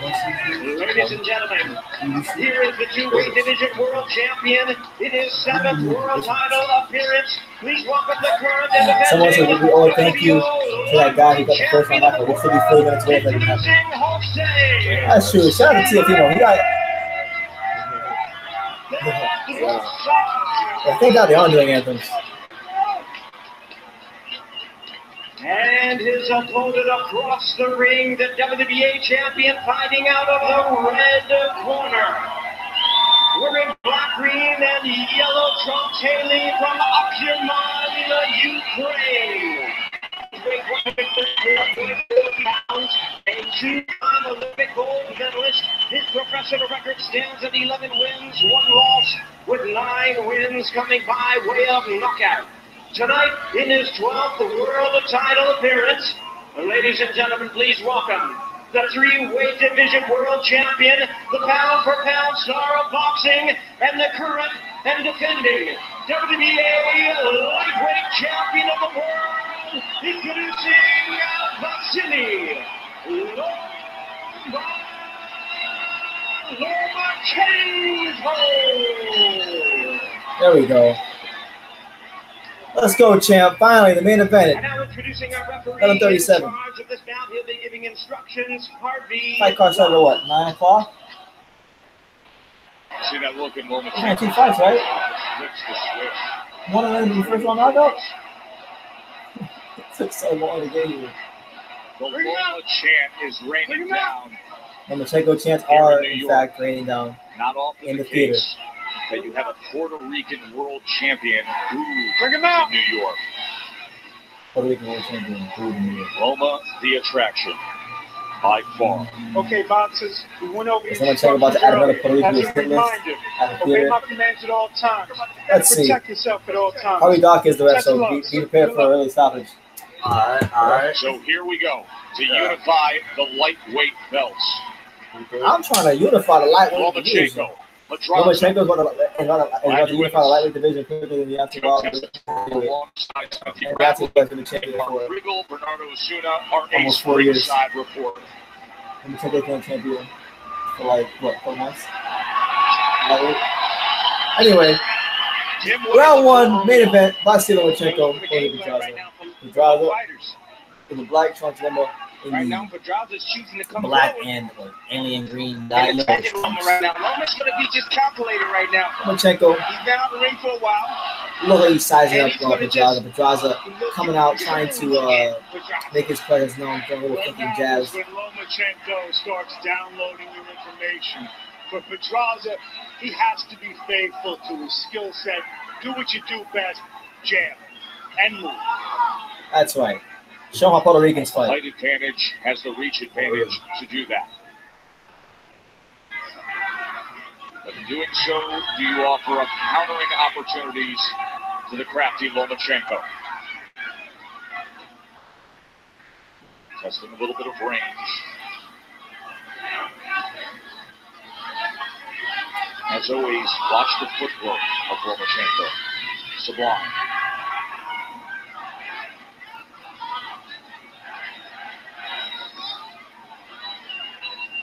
Lomachenko using hard feints, trying to see what Pedraza gives him off the feints. Right there, he stepped in, and he just Pedraza trying to fight tall using that left hand. Pedraza, he saw Pedraza pull straight back, so he told Loma to follow him out with the straight left hand. But Pedraza says he can't stay in front of him. Also look for Lomachenko's right foot to get outside Pedraza's. That's exactly how you keep a right-handed fighter off balance, and you make him reach. Lomachenko's not doing a whole lot right now, but he's giving Pedraza a lot of feints. He's kind of like, as Mark Kriegel said, he's downloading the information, that's how they say it. But Pedraza right now, he looks like he's just trying to stay faithful with what he knows, which is fighting tall.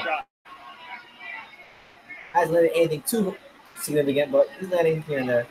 Lomachenko firing off that left uppercut when he got into range. He was just off the mark. Double jab Lomachenko. Hasn't landed there though. Pedraza right there moments ago noticed that Loma likes to lean to his right. Likes to rock to his right. Oh! Good counter left hand by Lomachenko. He seems to timing Pedraza. Good hot shot to the body. Let's see. He might steal this around there 30 seconds.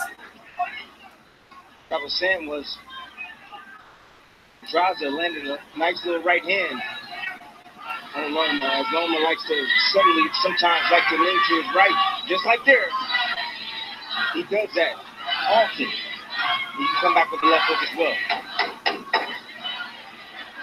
Got a 3-division world champion in Lomachenko against a 2-division world champion in Pedraza. We are here with our very own 2-division world champion, Timothy Bradley. So take us through what you see. Lomachenko one up and excellent timing. He understands what to do at every moment in the ring. Just about every. What do you guys think? Who on round one? He gets in a position where he can hit you for the most time. You didn't see it yet, and you can't hit him. He gets around you, but the bad, like I told you, he rocks to his right quite often. Any first observations from you guys out there? Let me know in the comments. Now let's look at Pedraza. Good. He throws effective right hand. He got countered when he threw a right hand that last round. But he has a sharp right hand. He needs to use it. That's the punch that knocked down Loma. In the bad, he fades second half. You cannot fade against the Matrix Lomachenko. Here was that left hand halfway through that first round by Lomachenko. It lands clutch and clean. That's timing. That is exactly how you time a fighter. But you see where he's at. He's directly in front of you. That's excellent timing. Round 2, Lomachenko Pedraza, Unification fight, Madison Square Garden at the theater. Lomachenko, let's see if he's downloading the information and starts applying it on Pedraza in this next round. Let's see if Pedraza can give us more return something to think about. What do you think so far about Lomachenko's performance, Alex? You started off, feeling him out. Pedraza doesn't want to engage with counterfeit. Ask Antonio Moran. Ask Ray Beltran. Was able to earn the belt against Ray Beltran. That was back in August in Arizona. It was a 12-round unanimous decision. Pedraza finished very strong that night. Pedraza, one thing I'm noticing that made be not so good for him later on is he seems to be biting on almost any time Lomachenko faints to his body, he's biting him. He's reacting one of the great inspiring stories of recent years in boxing. Now he's here at MSG. Seemingly always a place that would favor Greek world champions, but as long as this is my home now, reigning fans here in New York and those who travel in, they have taken to it. So root on the pound-for-pound king. Pedraza now taking his attention downstairs, landing a nice little sneaky right hand to the body of Loma. He's trying to slow him down. That would be very useful to do so. The body work could be effective in getting that done. I've never seen Loma sit this still in front of a guy before. Trying to time that left hand again to him. I'm going to just basically that left hand. Pretty skilled boxer. Pedraza, even though he's not. Oh my! Okay, there you go. He got the left hand that time, Lomachenko. I was just gonna say Pedraza. Yeah, he's not really landing like anything too significant, but he's doing a good job of keeping Lomachenko somewhat at bay. And even though Lomachenko landed some nice flush counters, you don't really see Lomachenko putting his foot on that gas just yet. I think a lot of that has to do with Pedraza knowing how to use his length and being a smart boxer. Pedraza's got to keep that jab. He's got 5 inches in reach, and he needs to use it. But Pedraza's throwing one punch at a time. He needs to throw combinations to get thrown. You're not going to hit him with one punch. He's going to make you miss. But the second and third shot may have a chance. But that right hand, which has scored, is set up by the jab.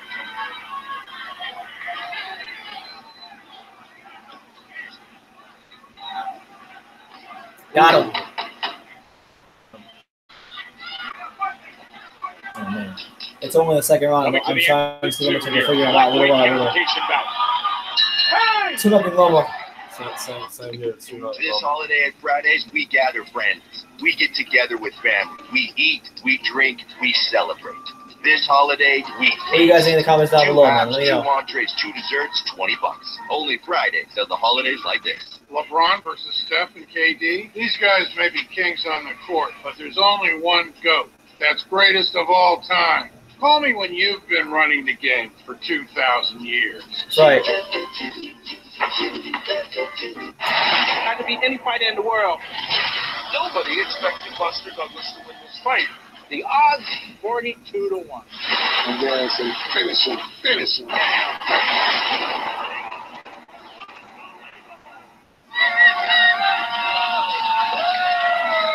See all the Ukrainian flags here at Madison Square Garden tonight. We're ready for round number 3. Another left hand came in from another time left hand right here. Yeah, so it seems like, through 2 rounds, Lomachenko's beginning to find a home for that left hand. And get out fast enough, and Loma made him pay. Yeah, man. We'll see. Pedraza's got to find a way to fight his fight. So we'll see. Pedraza has, and Loma's going to continue to make him pay if he continues to do that. It's round 3, Lomachenko versus Pedraza. Loma just dipped to the right, lean to the right, the way you say he is flawed to do. If you're going to find one flaw, and yet it wasn't a full upper right hand driving down from Pedraza. He has to take advantage of those moments as well. You sit there, you look at the record of Lomachenko. You know the great record, 396-1 as an amateur, the couple gold medals, and then 11-1, that blemish as a pro. He's the pound-for-pound best fighter in the world. So what about the 1? Well, maybe that's actually the only answer there is. His second pro fight, he fought for a world title in his second pro fight. That is absolutely unheard of. And it was against the veteran Orlando Salido, who came in overweight. It was controversial. Loma was getting hit by low blows. It was rugged. It was pressure. It was an absolute brawl. And then finally, Lomachenko beginning to find a little bit more, little success with his jab. There you go. Good combination there by Pedraza. Got to do more of that. Give Lomachenko something to think about. Single shots aren't going to work. You look at Lomachenko, you look at all his fights, he's 413-2. So this is, we talk about Alabama. This is a guy, since early adolescence, who's been fighting the best fighters in the world. And Jose Pedraza holding his own. And this is, Jose Pedraza is the antithesis of Orlando Salido, who I mentioned before. Who's going to just maul and make it a dirty fight and do anything it takes. So that was a necessary night in the education of Vasyl Lomachenko. He says, that's the night that taught me to fight dirty. To be a pro, that you're no longer in the amateur. But he's also, Loma's also learning something about himself right now with Pedraza. He's testing the limits Pedraza is very We patient, have not seen the right hook. very composed. Well, Lomachenko is beginning to really find the range with his combinations. That's why I'm saying, like, if Pedraza, you keep finding patient, but you gotta pick your spots. Just throw some punches. You gotta get Loma something to think about. Loma went down in that fight. He was knocked down in the 6th round by a right hand. You can't fight the greatest amateur of all time like an amateur. That drop, Linares. Not gonna work. Or one, arguably the greatest amateur. One of the most curious and admirable elements listening to Loma, it's not just the victory, it's the manner of victory. And I think that's what causes him some concern about Pedraza. At some level, he's such a perfectionist. His father is such a perfectionist that looking that great is almost tantamount to a defeat. Body work for Pedraza. Pedraza, let his hands go a little more. Slow Lomachenko. Still won't take a round. 3-0. These are the people who, Gentleman Jack, cultured, refined. There's 50 people doing here. Just What's up, guys? They're the same folks who make old number 7. They simply take the time to mellow it twice. Gentleman Jack from the makers of Jack Daniels. This season, cricket's taking bested and turning it up to 4. Nah, I feel you, Seven Oceans. To be fair, there really hasn't been much commentary from us. I'm like Burnett, so I'm not really talking that much. But Lomachenko. I mean, Pedraza's doing this thing. He's fighting very patient on the outside. He's very different than a lot of guys Lomachenko has been fighting recently.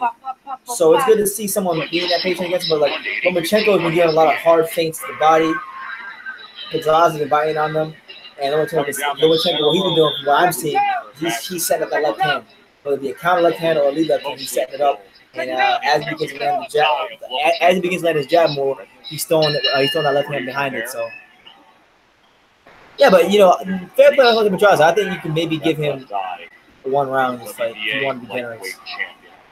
So some of you have. Some of you have.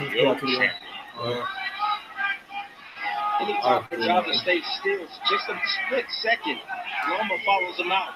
Makes him, forces him with the pressure to commit a mistake and pull it back.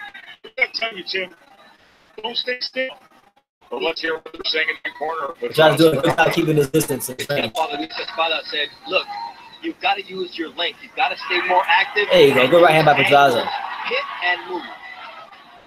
He's sticking and moving. Kind of outbox Lomachenko. Good look at that one. The guy in boxing who's perhaps the most angular. And he's just done something he told us he would do, is he switched up. He's gone southpaw. Oh, yeah, he's fighting in southpaw. Pedraza switched to southpaw. Poking out that right jab. Committed to it for now. When he keeps the fight outside and uses feet, and he stays busy and stays consistent, he does look good. But once he stands still for just a split second, Loma comes on with a couple of combinations of himself. I don't know what's going to happen. I don't see this as a wide differential between the two fighters. Yeah. They still got a pretty close fight here. It is a close fight. The rounds are close. But you see, Loma's already planted the seed already. And now he closes that gap. Lets those hands go for a moment. And then puts a right hand, that jab, southpaw jab to the body. Come to the left right here. Come on, right here. One of the things that turning southpaw will do for Pedraza. Pedraza is trying to show Lomachenko different looks. He's turning southpaw, and he's hoping that Lomachenko will it'll offset some of what Lomachenko is trying to do. What I'm looking for is for Loma to throw the right hook, and he hasn't thrown it yet. He has not thrown his right hook yet, at all. It's a good round for Pedraza. I like what I'm seeing from him so far. I think that is on his mind. He's unsure. He doesn't want to hurt it. Hasn't hurt anything that would hurt Lomachenko, but he's landing shots, he's scoring, he's boxing very well, he's boxing patiently. Right hook with conviction, and he hasn't thrown it once yet. Done 3-punch combination moments ago to try to get that straight left in behind the jab. Now he doubles up that right jab.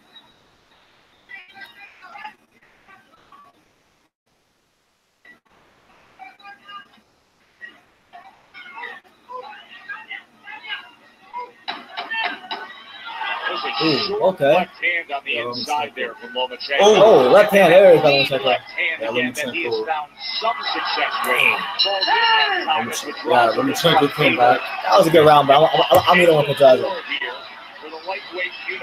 I thought he had a more consistent look. Lomachenko came on really strong in that thing, so I got a 3-1 out of 4-9.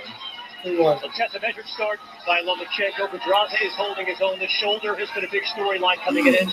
Andre, how is it impacting this fight? I mean, so far so good for Loma. I'm not seeing him throw a lot of right hooks. I'm not overly alarmed about that. I mean, he just had surgery 6.5 months ago, so I don't think it's hurting him. I think he's just overly, cautious and aware, again, which is normal. Pedraza's putting up a good fight. I have it even right now. We'll see how it goes as we go into the 5th round. I got Lomachenko up 3 rounds to 1. There you go. I think he's had top man. Good man. A couple of rounds, obviously, in terms of the fight, is close. But at the same time, I think that Lomachenko. What y'all think so far? What do you guys have scored? A little bit of flurries midway through the round. I'm watching for that right hook that he hasn't thrown.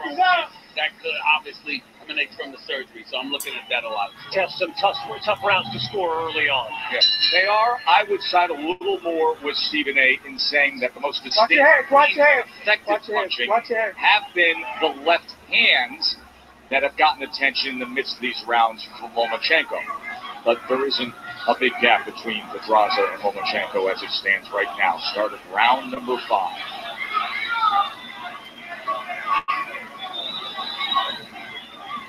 Again, you see Loma leans to his, you see how he goes to his right round 5, Lomachenko versus that right hand down the middle. Throw it. And finish with the hook. And throw the hook towards the shoulder so you don't miss Loma's head. Pedraza's keeping Loma out there with his range. Even though he's not landing everything he throws. You see all the probes and the foot movement? All that's designed to get you out of position. It does its job. He wants to force you out. The pressure. He stays close. He has short arms. He needs to get close to work. Lomachenko. Short arms with quick hands. Good left hand by Lomachenko. Short arms, quick hands is the feet of a dancer. The hands almost of a kung fu master. And he talked a lot about that when we sat with him yesterday. Of saying that's exactly how he wanted to approach a good chunk of this fight. And you're seeing it with some of the hand movement now. One of the things that I haven't seen from Loma yet is he hasn't stepped around like he normally does. Give some credit to Pedraza for that. It's the range. How so, Mark? He knows where he wants to go. He's very conscious of him moving around that left foot. And he's prevented it from happening. That's why he goes south sometimes. Listen, this is a pretty skilled guy in his own right. Those are the best work from Pedraza right there. He's able to fire off the right hand in the combination that followed as he's back orthodox now here. But, you mentioned that, not stepping around. If you ask me to describe Lomo in any one way, I would tell you jumping off and stepping around and getting that angle to the right where all of a sudden you don't even realize he's no longer in front of you. He's to the side of you, and then he's landing his punches. And you see other fighters, they're amazed. Oh, how did he get there? You haven't seen that from him in this fight. Not yet. Not yet, no. I want to give Pedraza respect here. He's not applying for the job of the world's greatest Puerto Rican fighter. But if he distinguishes himself tonight, it's a title he'll have. I mean, if he distinguishes himself tonight, you're talking the family of Tito Trinidad, Miguel Cotto, and Dion. Oh, Lomachenko began to let his hands go. But see, that's going to do for Pedraza. Lomachenko can fire back immediately. What he was able to accomplish here in round number 5, Pedraza. I like it as well. He did a good job working his hands and finding his opportunity. No doubt. Pedraza. We are commercial free. 3-2 Lomachenko. Pedraza very much in the fight on my scorecard. Yeah, 4-1. What are you guys in the fight right now? Where are you scoring it?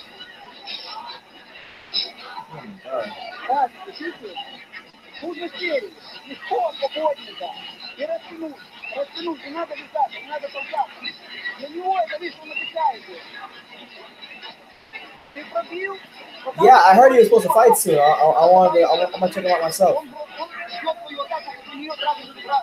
I mean, to be fair, Mad Animal Fitness, if you want to again, he's stepping around and trying to throw the punch, but he's not even doing that. He's playing patty cake tonight. He's disgraceful with his flag over here.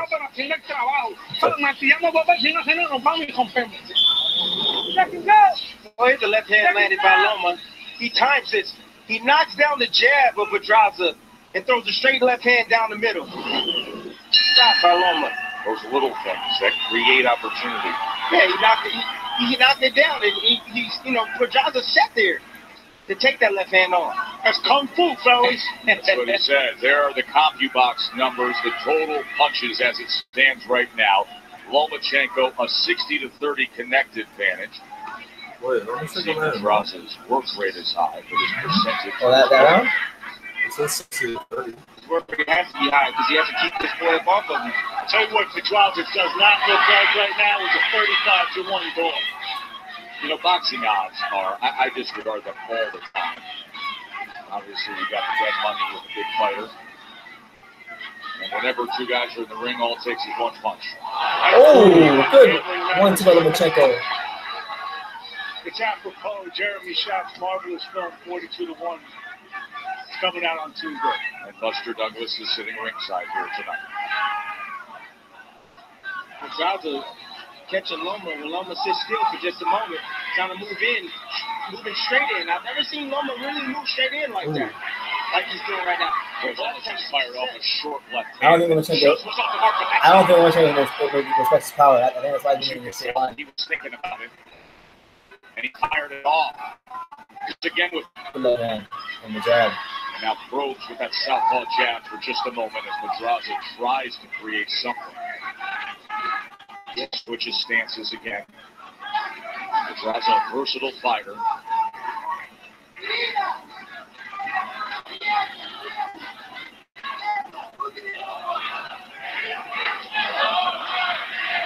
Loma gets that loose foot outside. And Pedraza's left foot with Pedraza is unorthodox to land that straight left hand down the middle.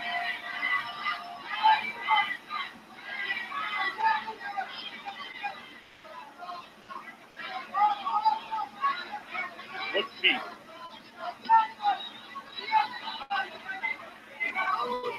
It's all about positioning with Loma. He likes to get himself in a position where he can hit you and you can't hit him.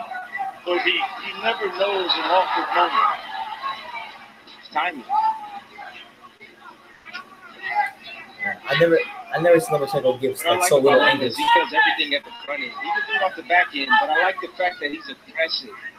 You know, he's not a fighter that just wants to just play defense. He plays defense, but he also has offense behind him. He could beat Mayweather-esque only if he wanted to, but I think that's what makes him such a fan favorite, such an exciting guy to watch, is he will make the fight. He will be willing to be the aggressor. He's disgusted by the thought of a fight being talked about as boring. I think it has to do with the way he raised his wrist. So I 5-1. 4-2. 4-2 Lomachenko.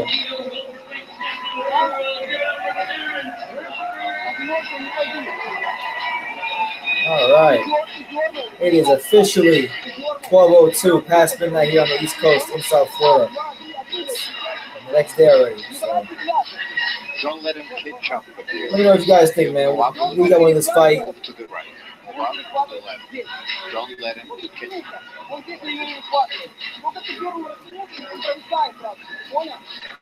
Don't let him too close, Bill. Keep yourself away.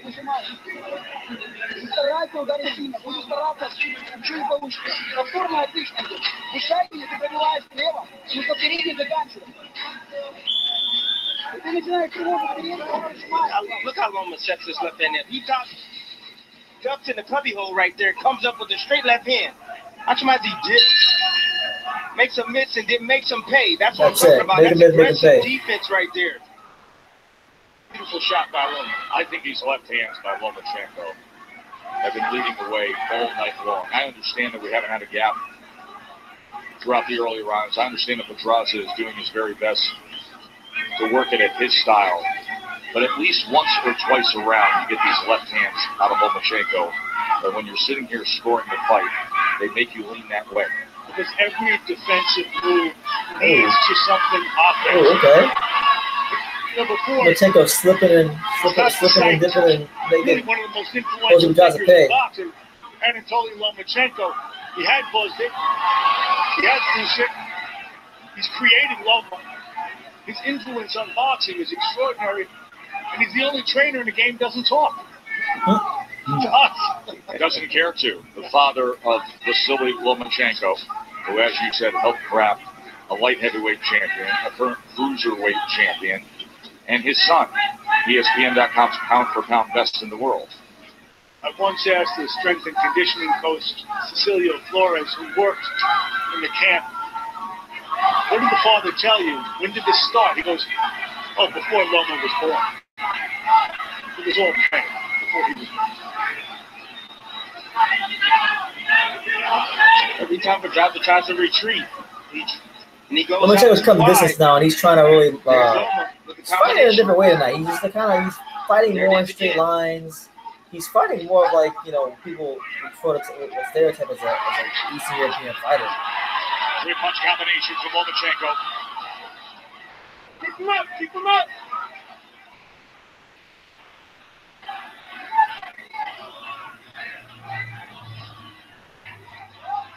Pedraza has his moments when he's out long, when he throws his combination from a distance, and he gets out in time and don't allow Loma to close the gap on him for return fire. He spoke of the necessity of lateral movement, but he's really too much in and out on a straight line. Yes. It's a good point, Mark. Yes, it is.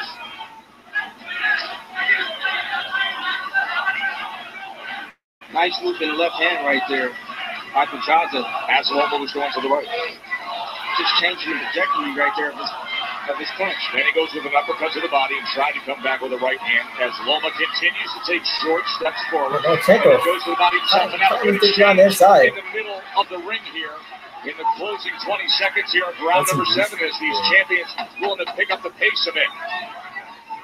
And a three-punch combination from Lomachenko. Just missed with the left hand, and Pedraza backs him up. Not much landed close, but a good amount of aggression to get the crowd's attention. Our world title fight here, and then come February, another one. Alvarez, Kovalev, the rematch. They put on a show this summer. It'll be for the WBO light heavyweight world title the night before the Super Bowl from the Star in Frisco, Texas. Elidir Alvarez and Sergey Crusher Kovalev. Kovalev is sitting ringside as well tonight as we make our way back here in the Hulu Theater. Anatoly and Lomachenko plot for strategy.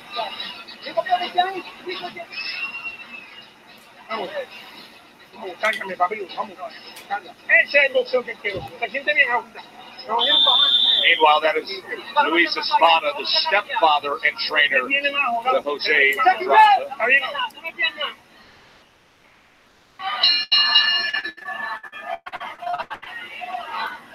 Pedraza himself was a great amateur. We talked so much about Lomachenko, one of the all-time great amateurs.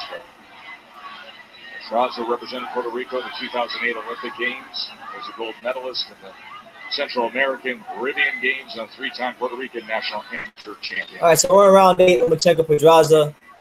Division world champions. Lomachenko has increased his output now for 4 straight rounds.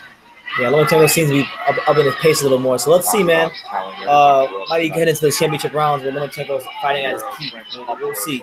Pedraza has held his own. Really held his own box to an intelligent fight. You know, and Luis Espada said, stay far away from him. Make Loma come to you and then catch him as he's coming in. And don't stand right in front of him for prolonged periods of time. Problem is, if you don't catch him, what then Loma's offering up? But I like the fact that Pedraza, looking on overhand right there, just grazed Loma. But I like the fact that Pedraza's going down to the body of Loma. His body shot in the midst of that exchange. Lomachenko finds some nice shots here on the inside against Pedraza. That pressure from Loma is something else. He makes you make mistakes with all that pressure. Here he goes with the right hand. Ooh, good three-punch combination by Lomachenko. The left elbow, Pedraza. Pedraza still coming back though, firing some good work of his own. Now he's walking out Lomachenko.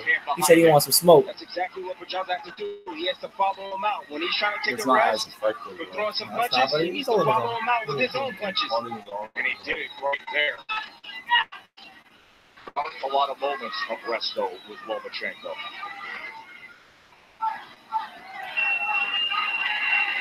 Think about where we were a year ago. Neither of these guys are lightweights. Now they're both champions. That is a slip.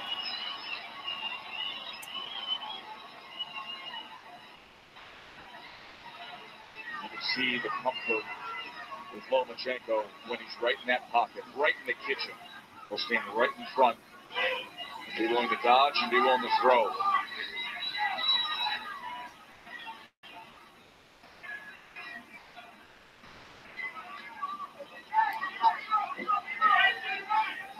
Right about now, Pedraza's got to be thinking, I wish I'd gone to the body more earlier.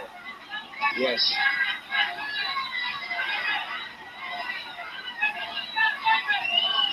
I mean, easier said than done, but you got to wonder, what can I do to slow this guy down? Well, when he went to the body, he slowed him down. Comes in, Pedraza searching for a right hand to be timed. End of 8 here in New York to unify the lightweight titles. Let's go check in with Kevin, Andre, and Steve. Test 2/3 of the way through. We're approaching the championship rounds. Andre Ward, how do you have it so far? Yeah, I've got it 5-3 Lomachenko right now. I think he's doing just enough to stay ahead. He's not dominating like he typically would. Pedraza's still in the fight. He hasn't packed it in mentally, but he's ahead certainly. And if he's going like this, I'll see him slowly breaking Pedraza down and potentially stopping him before the distance. I got him 6 rounds to 2 Lomachenko. I think he's the constant aggressor. I think that he's connected on the numerous combinations in the middle of the round, and you can see him wearing down Pedraza as we speak. Pedraza's going to the floor. The reason why he was on the canvas for a second there, to some degree, you can attribute exhaustion to that. He's wearing him down. Legs are getting weak. The legs are getting weak. Tess, Lomachenko promised us that Pedraza has a style he doesn't like, because we're seeing that play out here, but he's hanging around. He is. Round number 9 here. Here's the problem for Pedraza. He's not losing rounds by much, but he's losing them clearly. The question is, how do you get back in? He's not that kind of puncher. He's going to try. He's going to try.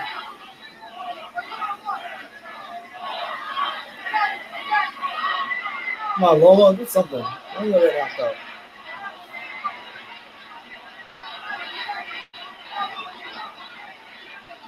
Try to kind of fight though.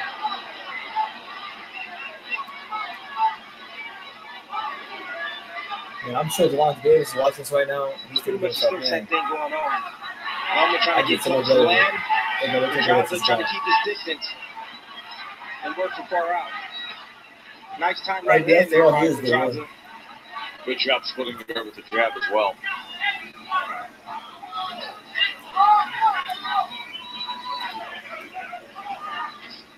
Loma looks good, but you have to wonder, is it what he expects of himself? Is he satisfied? I don't know that he's ever satisfied. Now Pedraza getting some work to that belt line when Loma got to the end. I'll put his head down. If Pedraza said, Loma seems like a nice guy, but he's really not. He'll step on your foot, he'll hit you behind the head. He ain't that nuts. Like I said, you go back and you watch tape, and something we've noticed before too, every so often Loma may call out to the referee, distract you, and then throw a punch. You turn, you look at the referee as if something's going to be said to you, and next thing you know, here comes the best mouth-for-mouth fighter in the world throwing punches. You ever do that? Like, you need to do whatever you need to do to get an advantage in this race. It's prize fighting, not amateur boxing.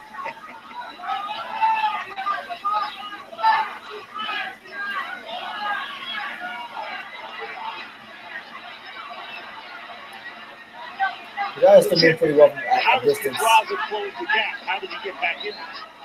Pedraza's doing well right now. Loma's not really having any good moments this round. Pedraza's a skill boxer, and he might be a mix of rounds, but Lomachenko seems to be getting better. He don't have that fight changing power. He don't have it.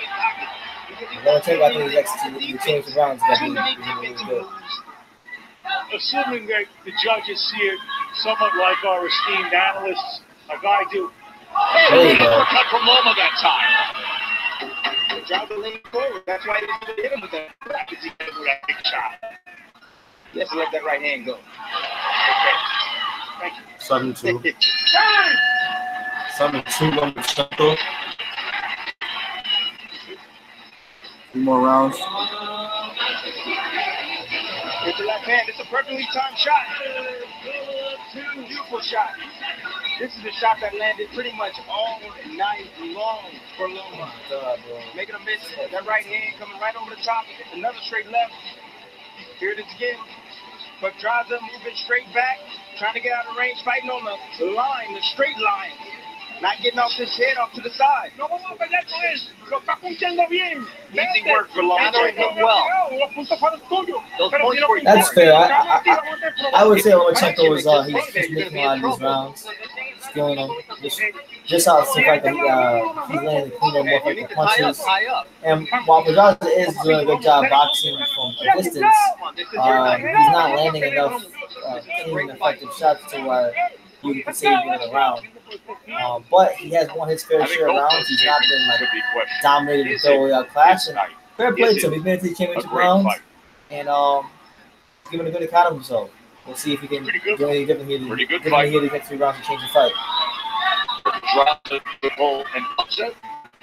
Certain things would have to happen, and it would need to be an exceptional fight from Pedraza. But here we are arriving at round number 10 with still opportunity existing. Consider the level of expectation that Lomachenko stirs up. You expect him to make the other guy quit.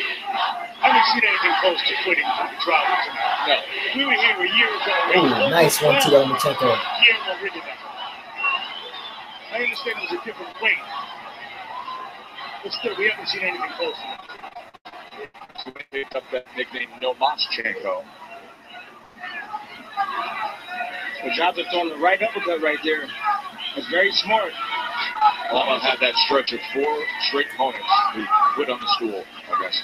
In some senses, I think that what he was talking about yesterday is he's a prisoner of his own expectations. There's a right hand body shot by Pedraza. Came at the end of the combination. Seemingly unaffected, Lomachenko comes forward behind that southpaw jab. There's another right hand that gets around the guard. Body shots here. Body from Jose Pedraza. So he's found a target that he likes here in round 10.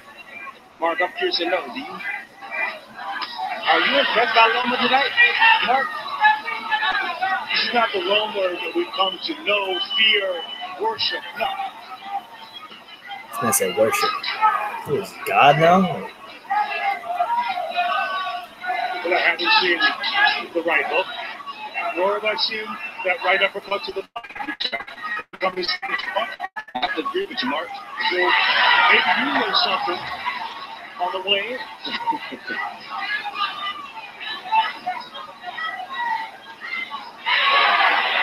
Pedraza, nice.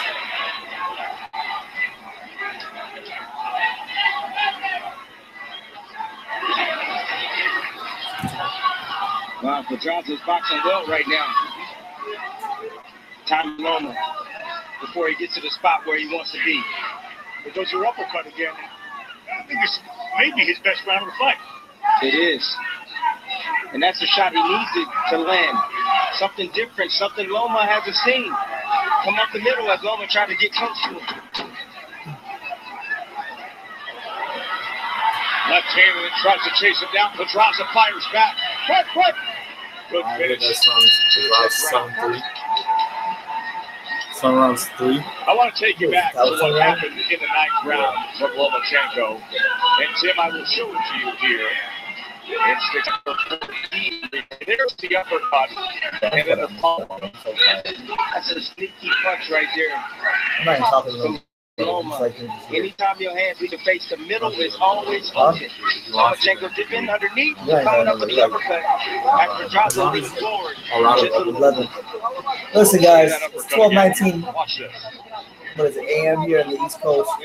I'm about to pass out, and I'm pretty sure once this fight ends, I'll just turn the fight out anyway. So I'm going to cut it early. Lomachenko's probably going to win the fight, probably via UD. Regardless, you know, probably tomorrow I'll do a video on recapping the fight or something like that. Thank you guys for tuning in, and hopefully we'll be back next weekend for either fielding Canelo or but yeah, I'm going to the rest of the fight. You guys have a blessed night. Take care.